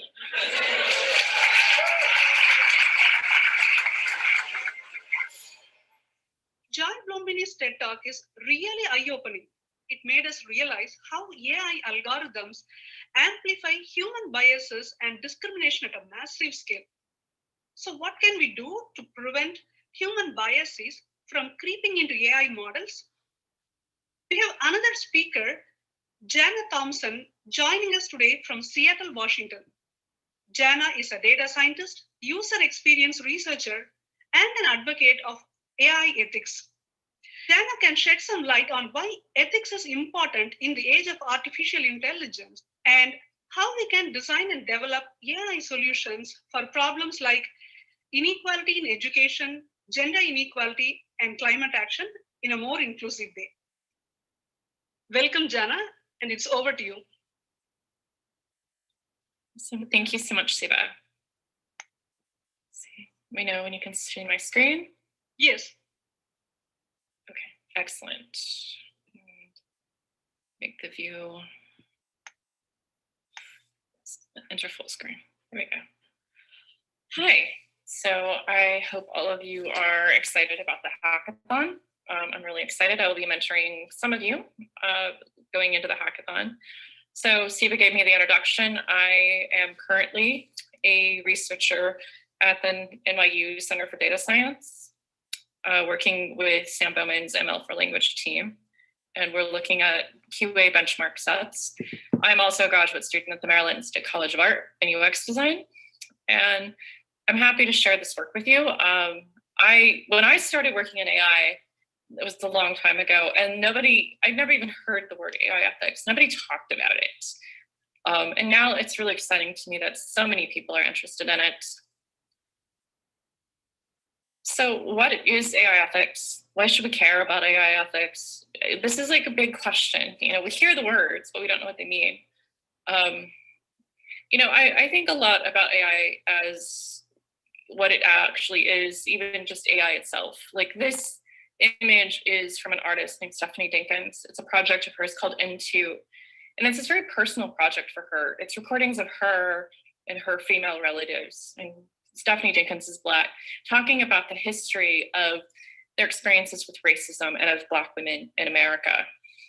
And she turned this into a chatbot, and this is the medium by which the chatbot is delivered. And you know, that's AI, not just the things that are created in Silicon Valley. So thinking more broadly about AI is important to thinking about AI ethics and why we should care about them. So what is AI ethics? I always call AI ethics really, it's how AI and its creation impacts human society one way or another, and the broader world, not just humans. I defined 4 dimensions of this to care about. There's more than this probably, but these are the 4 I'll discuss briefly. Privacy.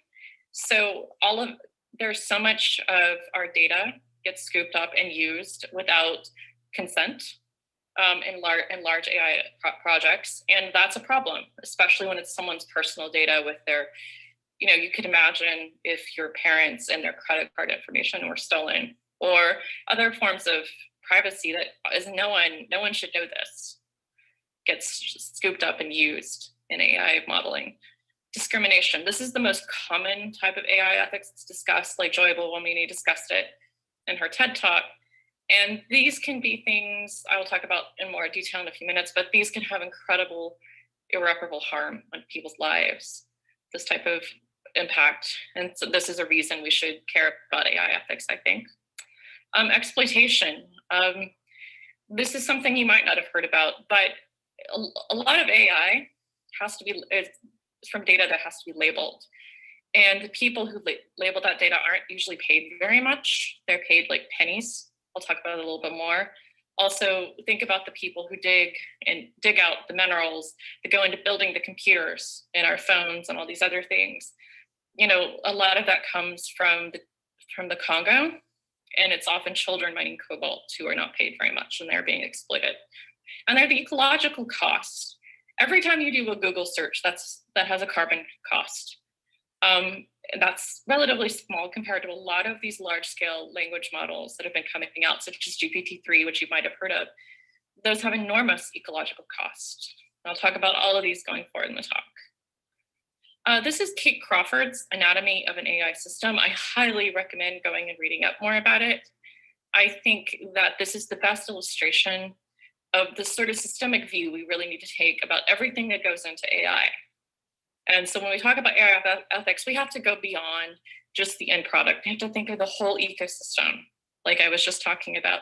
In this, she talks about every step of the way that goes into one Alexa utterance, from the mined minerals that go into building the computers, the manufacturing process, the labeling of crowd workers, the engineers that write the algorithms, the UX designers, the corporate, the corporate decision making. There is a lot that goes into one small utterance by an Alexa. So what are 2 kinds of harms that AI can cause? So this falls under the discrimination dimension. So Kate Crawford, again, I'm referencing her. She gave a great talk at NeurIPS in 2017. You can find the talk on YouTube if you'd like to watch it. I highly recommend it.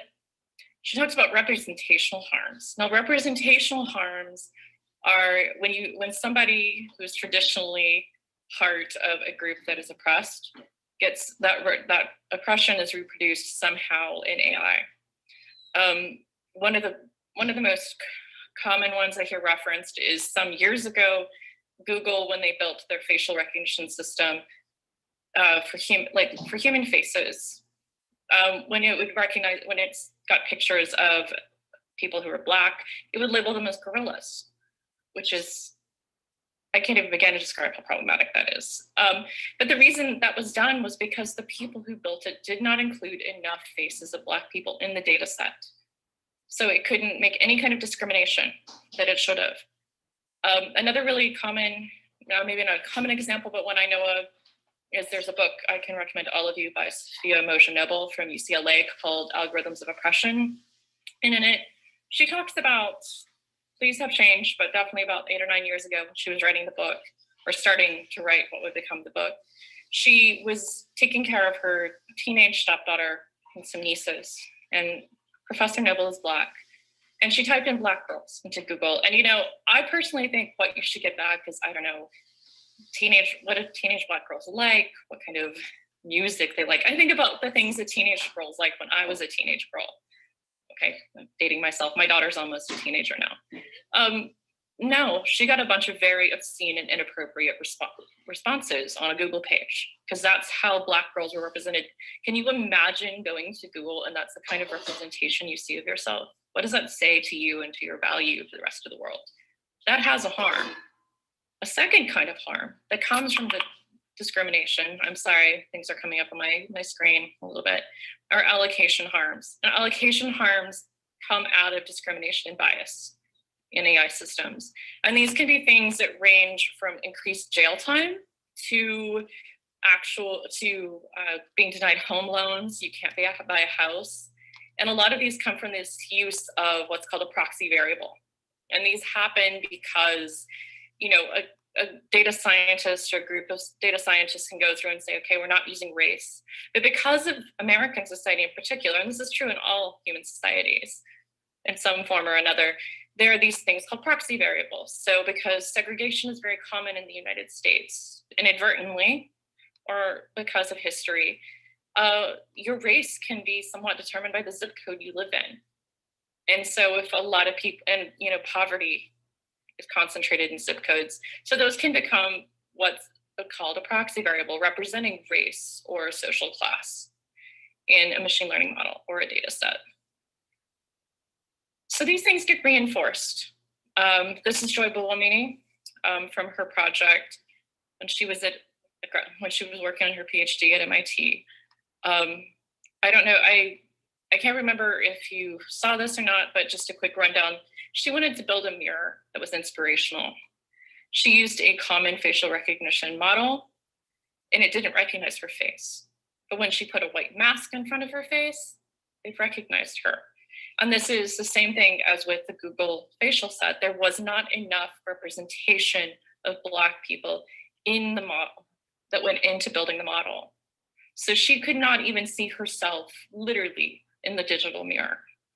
And for all of you, when you're building these models, you need to think about, how are you represented in these digital mirrors? How are the people you know in your community, the people you care about, or even people you don't even know, you just read about, how are they getting reflected in the things that you are building or that you use every day?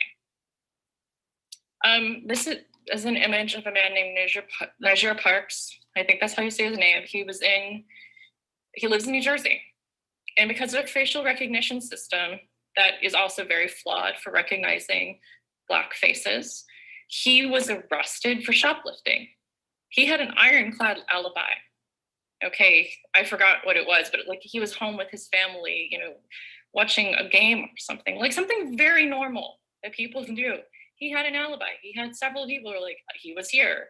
You know, his car wasn't used, or there were like tons of evidence. He was nowhere near this place, but he was arrested because a piece of software identified him, a piece of software that's highly questionable.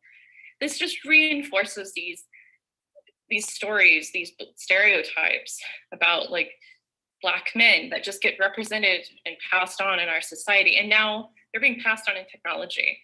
And this is what Princeton professor Ruha Benjamin calls the new Jim Code, referring to the Jim Crow laws in the South of the United States in the late 19th and early 20th centuries. And it keeps passing on, and these things need to change and stop. And we recognize this in law.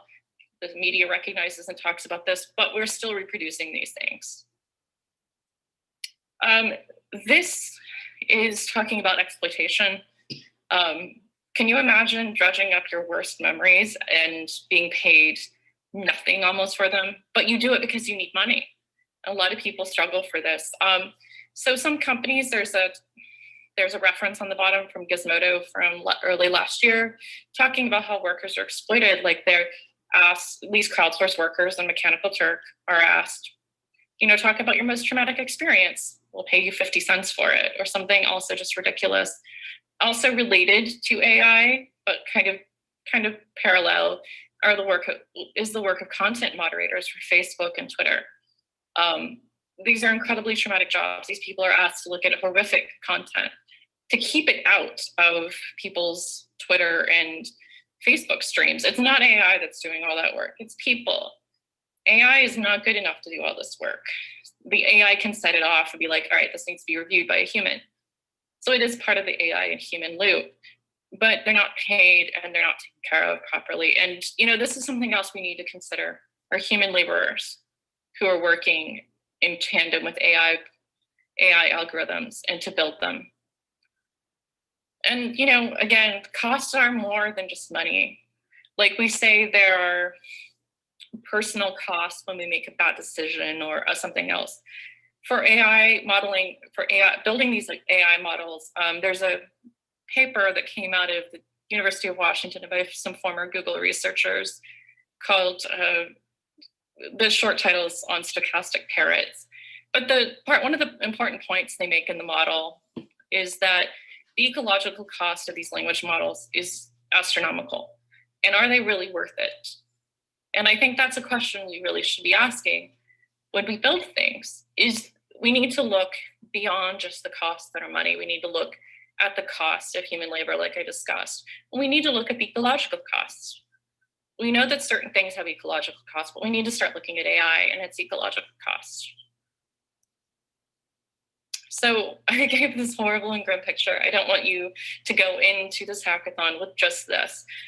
A lot of very smart and very good people who put thoughts into what we can do to change the outcomes. So here are some tools I've looked at. I've used some of these myself. Other people I know have used them.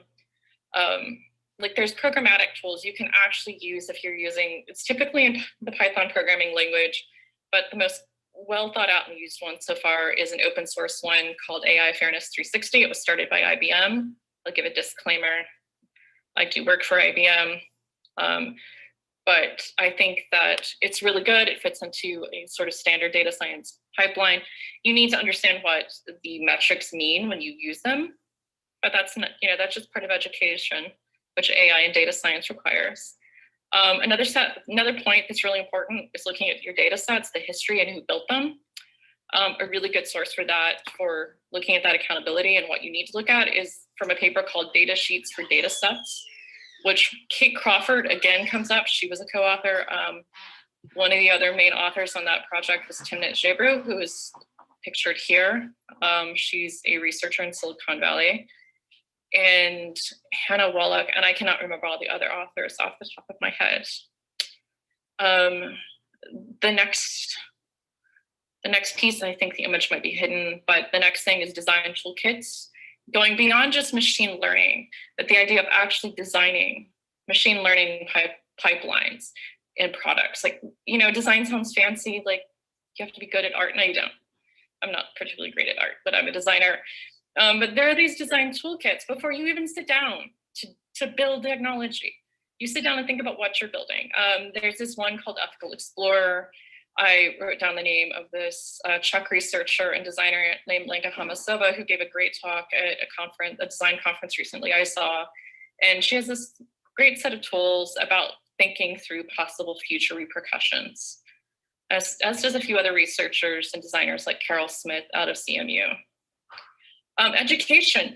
A lot of people don't even understand all the things in AI. They look at AI and they get scared, or they use their phone. They don't even think they're using AI.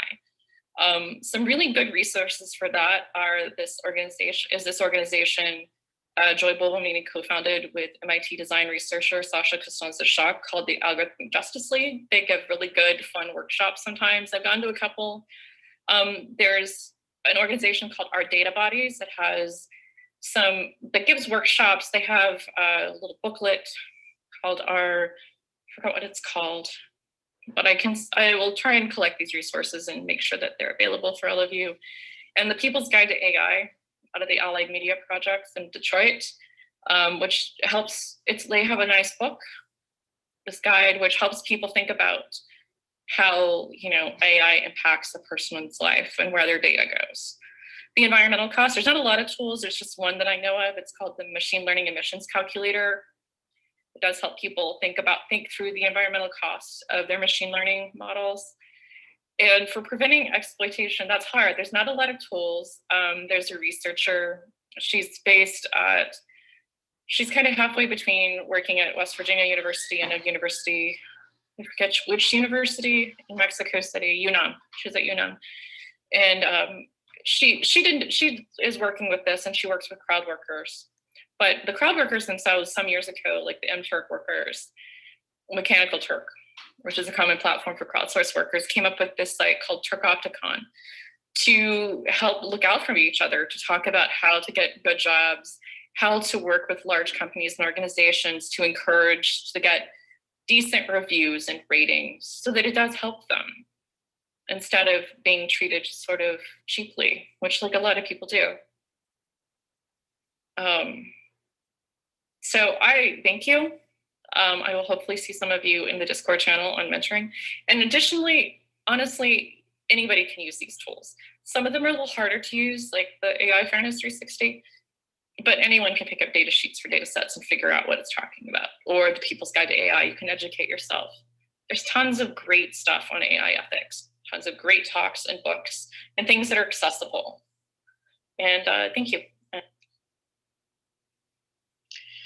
So that was an insightful workshop. Thank you, Jenna. Whenever we think about cost, money comes to our mind immediately.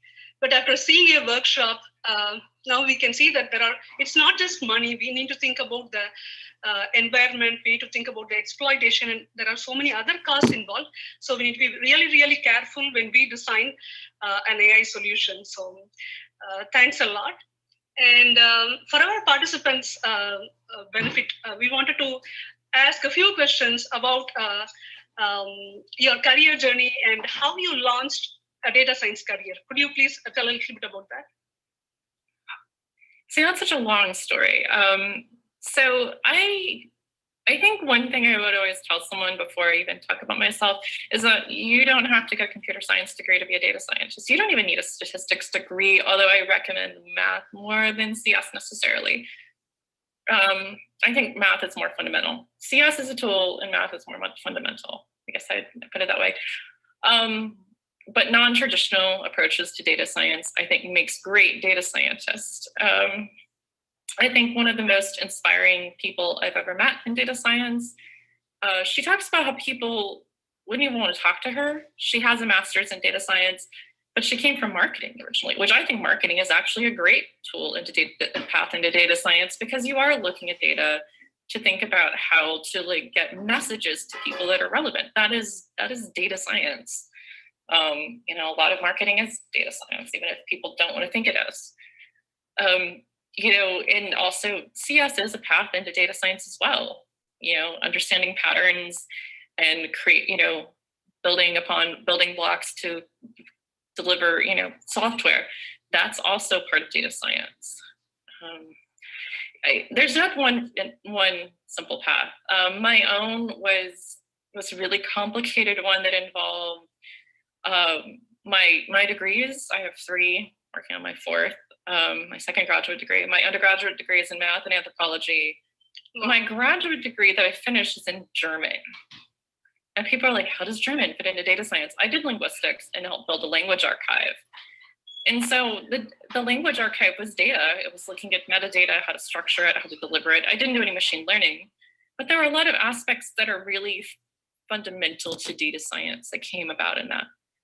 And I did linguistics.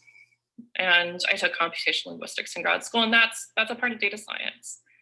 So, the path was kind of always there. I think of UX design as just another part of doing data science as well. Thinking about how to deliver things to people, thinking through the human side of the story, that's also can be a part of data science. But I came to data science because I kind of already did data science. It just wasn't called. At Microsoft. Back in 2009, looking at doing, evaluations of voice search queries, and, trying to think of ways to improve algorithms for that and look at ontologies for search and how to improve search outcomes. That was a data science job. It was not called data science. So I guess the path is never quite straightforward. Maybe it is more these days because there are degrees in data science. There weren't degrees in data science back then. Yeah, the internet is completely overloaded with AI, machine learning, all those stuff. Yeah. So as a data scientist and as a user experience researcher, what does your typical day look like? And what's the most rewarding and enjoyable part of it? I do not have a typical day. I think that's the best way to answer it. Part of what I do is edit other people's work on data science and AI and other related technologies. So some of it's writing, some of it's editing. I do that almost every day, actually every weekday. Helping part of my, the work at NYU, I write best code, and you might think I do. I actually, I spent a lot of this week looking up, we're working on this project on biases and looking at biases in certain models. And honestly, just finding, you talk about biases, but there's this common problem in traditional linguistics that seems to have bled into computational linguistics, where people just think, well, I thought of this, so this is the way it is. So, with biases, people are like, well, I've heard about these biases, but they don't think about it systematically, right? So, trying to ground that into some actual research is really important. And so this is where having sort of a multidisciplinary piece of my life really helps. But honestly, part of being a data scientist is data. That research into bias taxonomies is data for this particular project.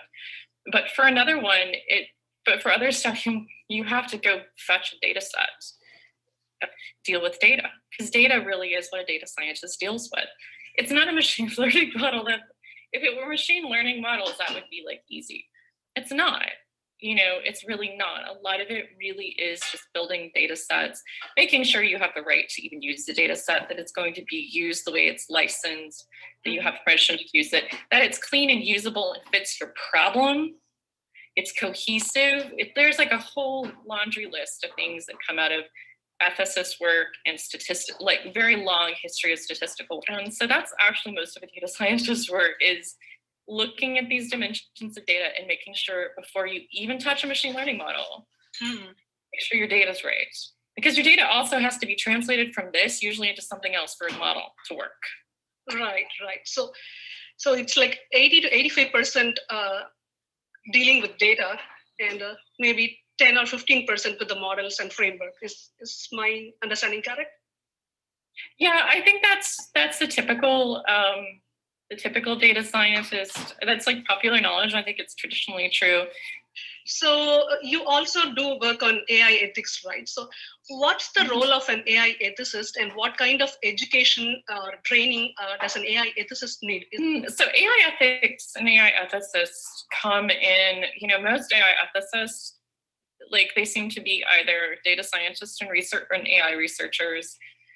I'm just thinking of the people I know who work in this space.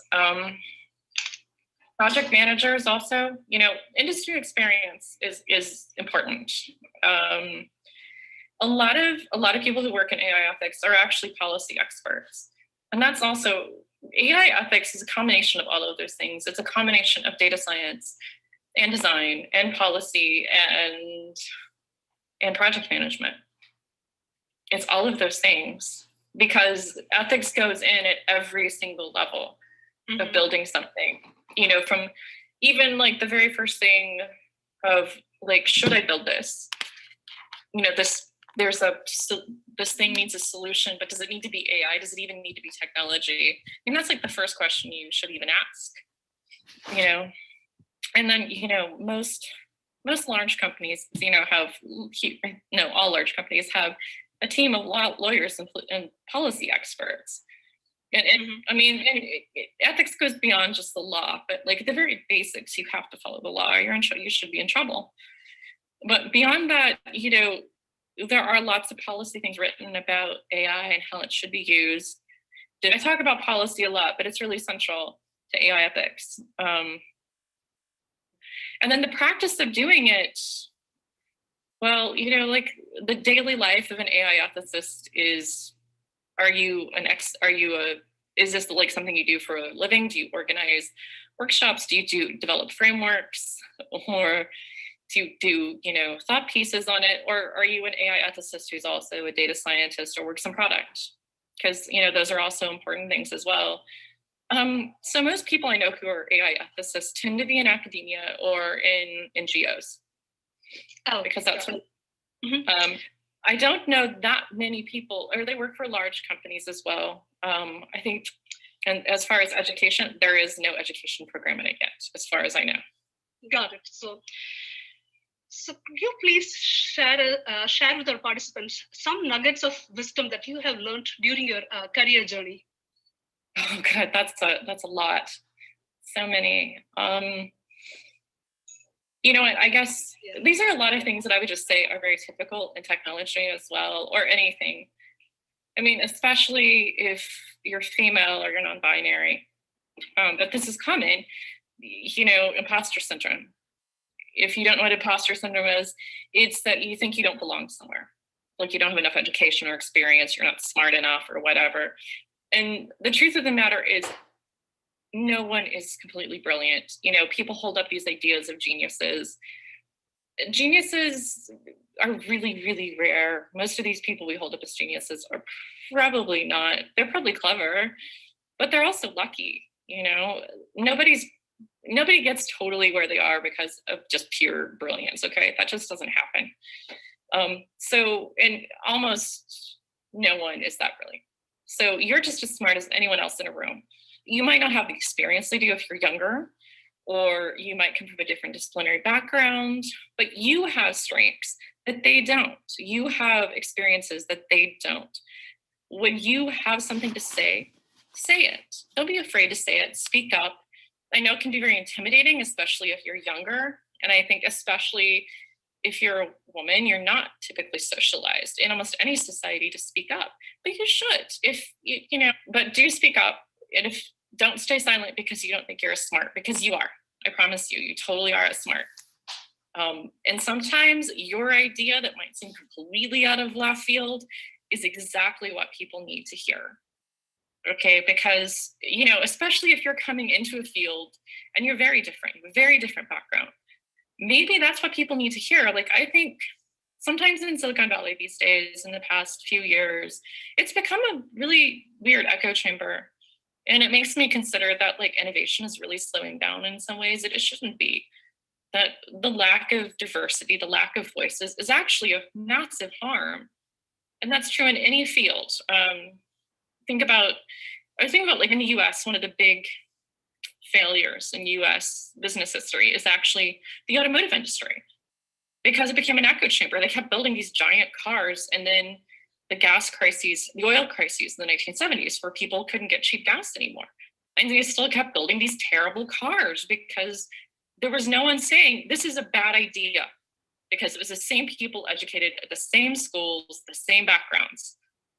You know, you need to hear something you don't like to hear. And maybe that's lesson number 2. You need to be able to listen to people and hear things that you don't like to hear.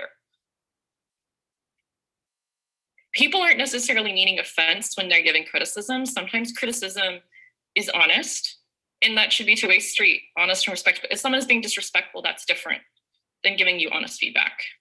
And sometimes it's hard to know the difference.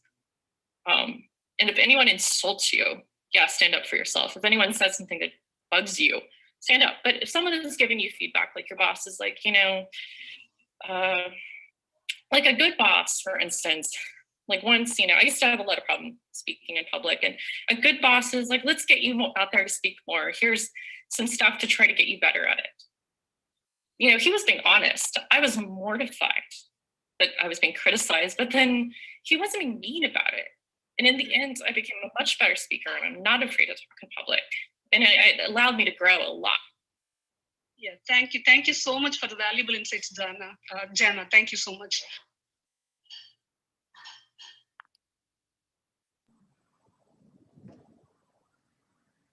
So we thank you very much, Jana, and we have Jana live for the Q&A session now.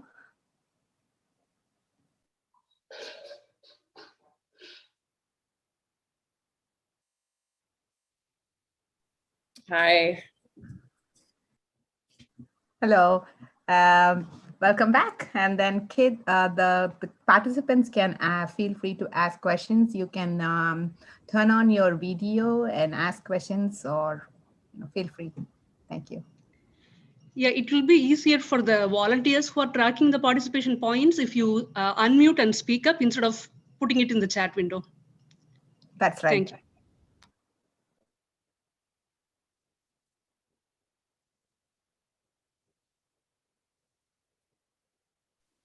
Hi, I'm Nithya from the Hector Garcia team, and I was wondering if you could give a brief explanation of a certain project that you did, because I think that would be helpful to put the AI ethics ideas into perspective. Okay, let me think of a good one.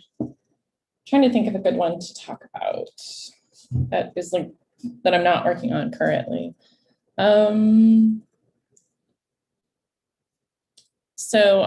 This is, so sometimes when you work in businesses, you're not allowed to talk about stuff because it's proprietary, but I can talk about this business because it closed. It was a startup. It was a great startup, but it's gone.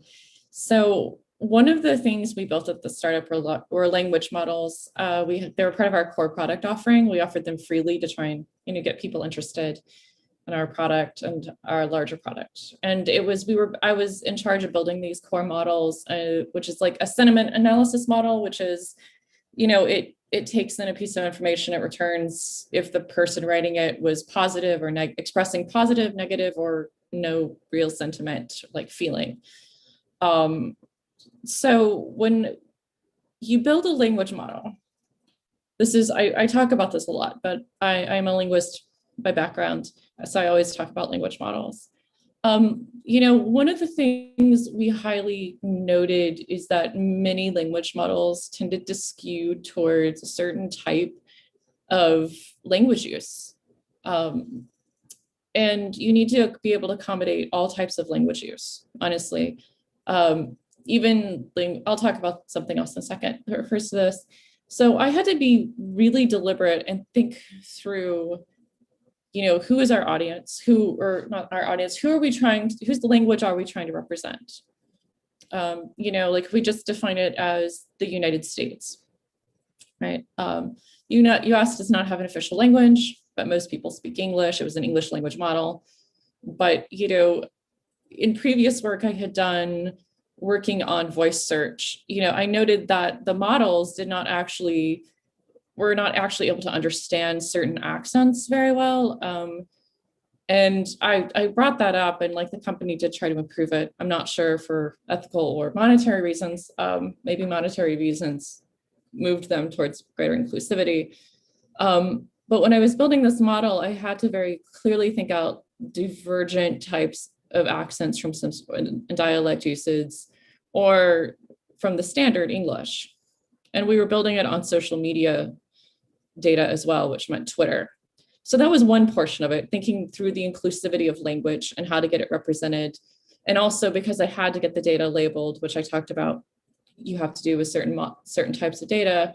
I had to think through with the crowdsource people who I was hiring to do the crowdsourcing, which we always, tried to calculate and pay an ethical rate. So that was another portion of it actually that I referred to. I had to think about how they perceived some types of language use and make sure that I had to pay very close attention to make sure that that wasn't getting too biased, make sure that I had diverse enough crowdsource workers, that the way the language data was being annotated was also inclusive.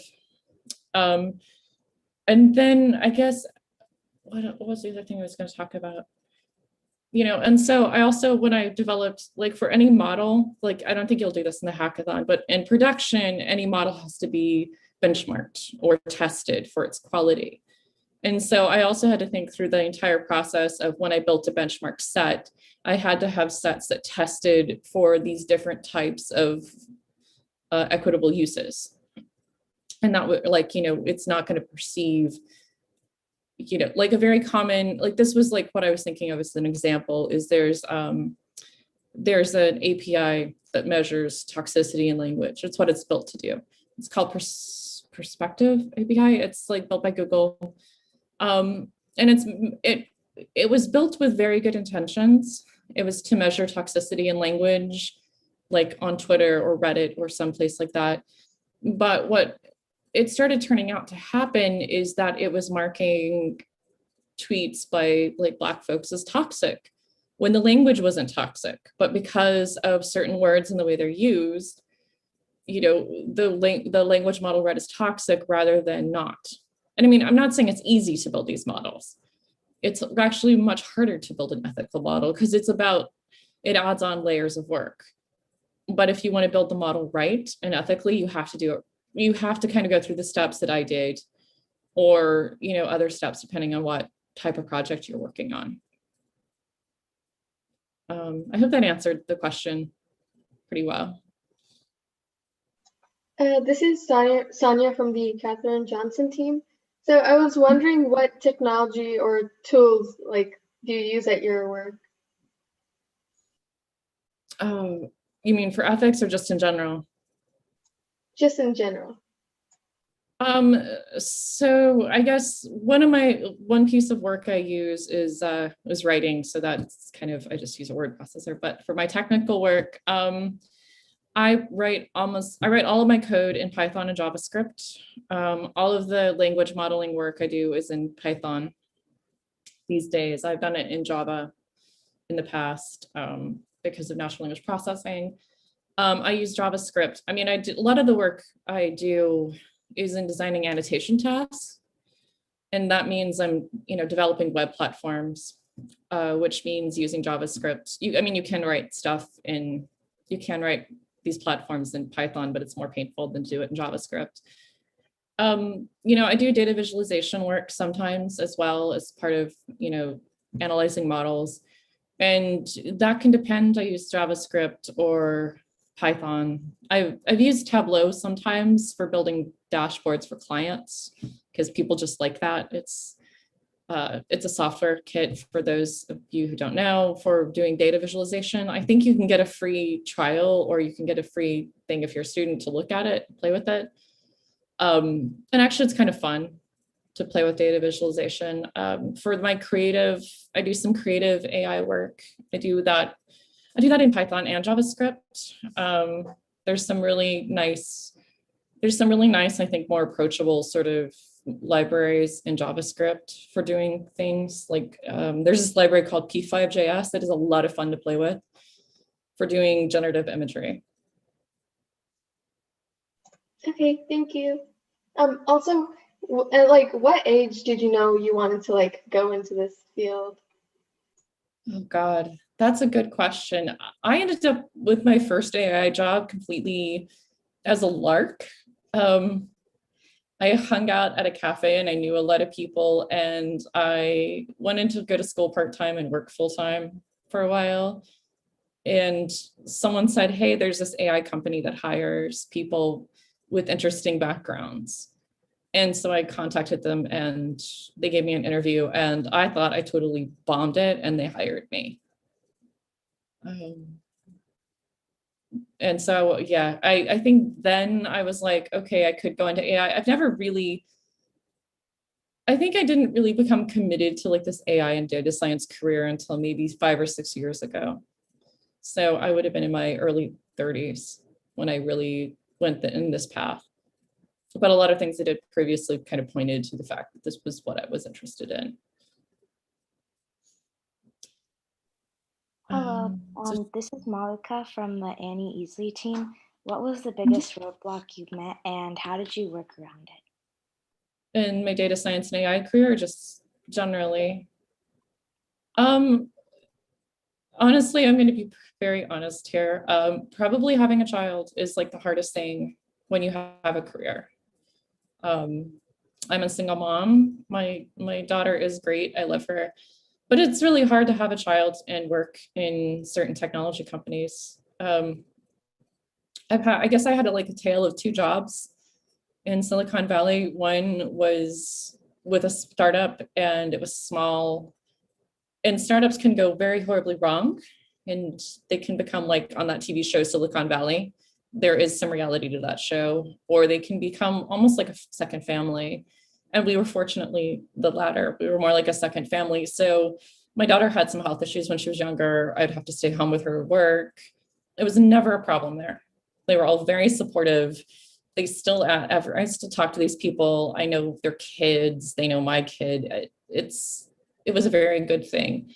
When I moved to my next role, it was not. It was such a problem. And I think I've spent a couple of frustrating years in that role. I liked my work, but I found that I was often passed over for promotion, that my need for flexibility was not respected, even though there was no reason I really needed to be in the office every day. They talked about teamwork and, oh, you need to be in here. But I was working remotely with some colleagues in Bangalore on a lot of my projects. And there's a 12-hour time difference between the West Coast and Bangalore. So, I would do all of that work remotely anyway. I wouldn't be in the office at 9 p.m. when I was meeting with my colleagues in India.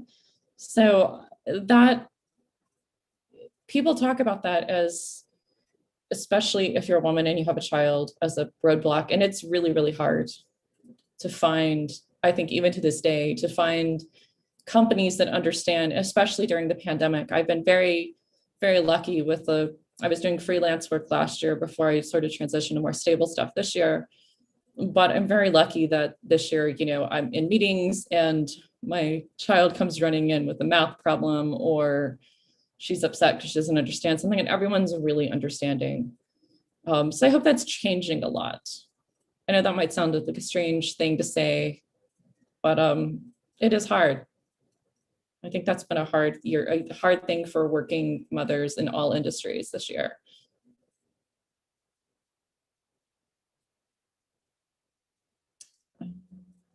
Someone in the chat had a question. Do you want to ask Ada? Yeah, unmute yourself, Ada, and then you can ask your question live.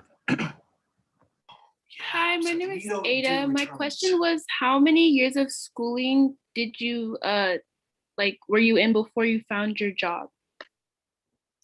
Your first job. My first job.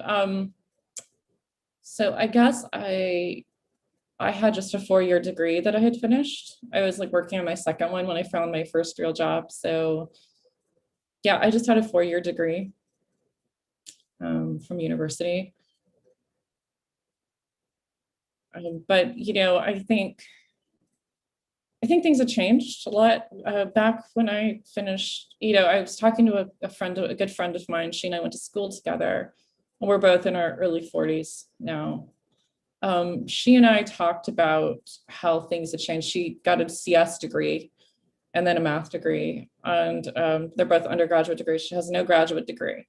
And she says now she has enough experience that she doesn't need to go back to graduate school. But I think the expectation now is heavily that if you want to do something besides just be a developer, you really have to go to graduate school and, sort of focus more. Do you want to do AI? Do you want to do data science? Do you want to get an MBA and be a program manager, project manager? Do you want to add a design flavor? I'm doing a design graduate degree right now. I think, honestly, to go into the field these days, people honestly expect you to have at least a master's degree. So, minimum 6 years of education is kind of the standard now. Thank you.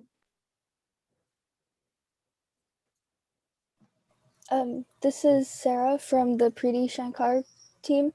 What was one of the key events that caused you to be committed to this career field?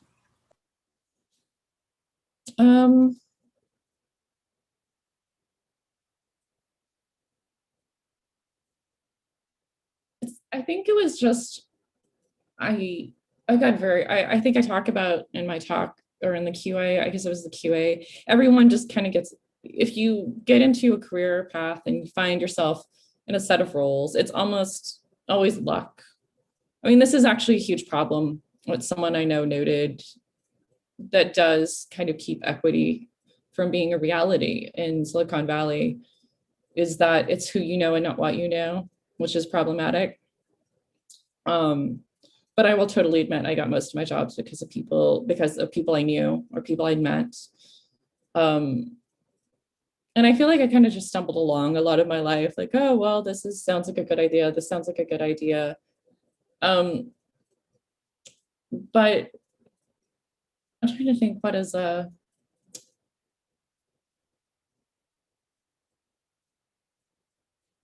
think when I was doing business strategy research with clients for small consulting firm. And I went to this, like, I was just trying to think, like, what do I really want to do? What do I really want to do? And I started learning, I knew Python, but I'd started learning R.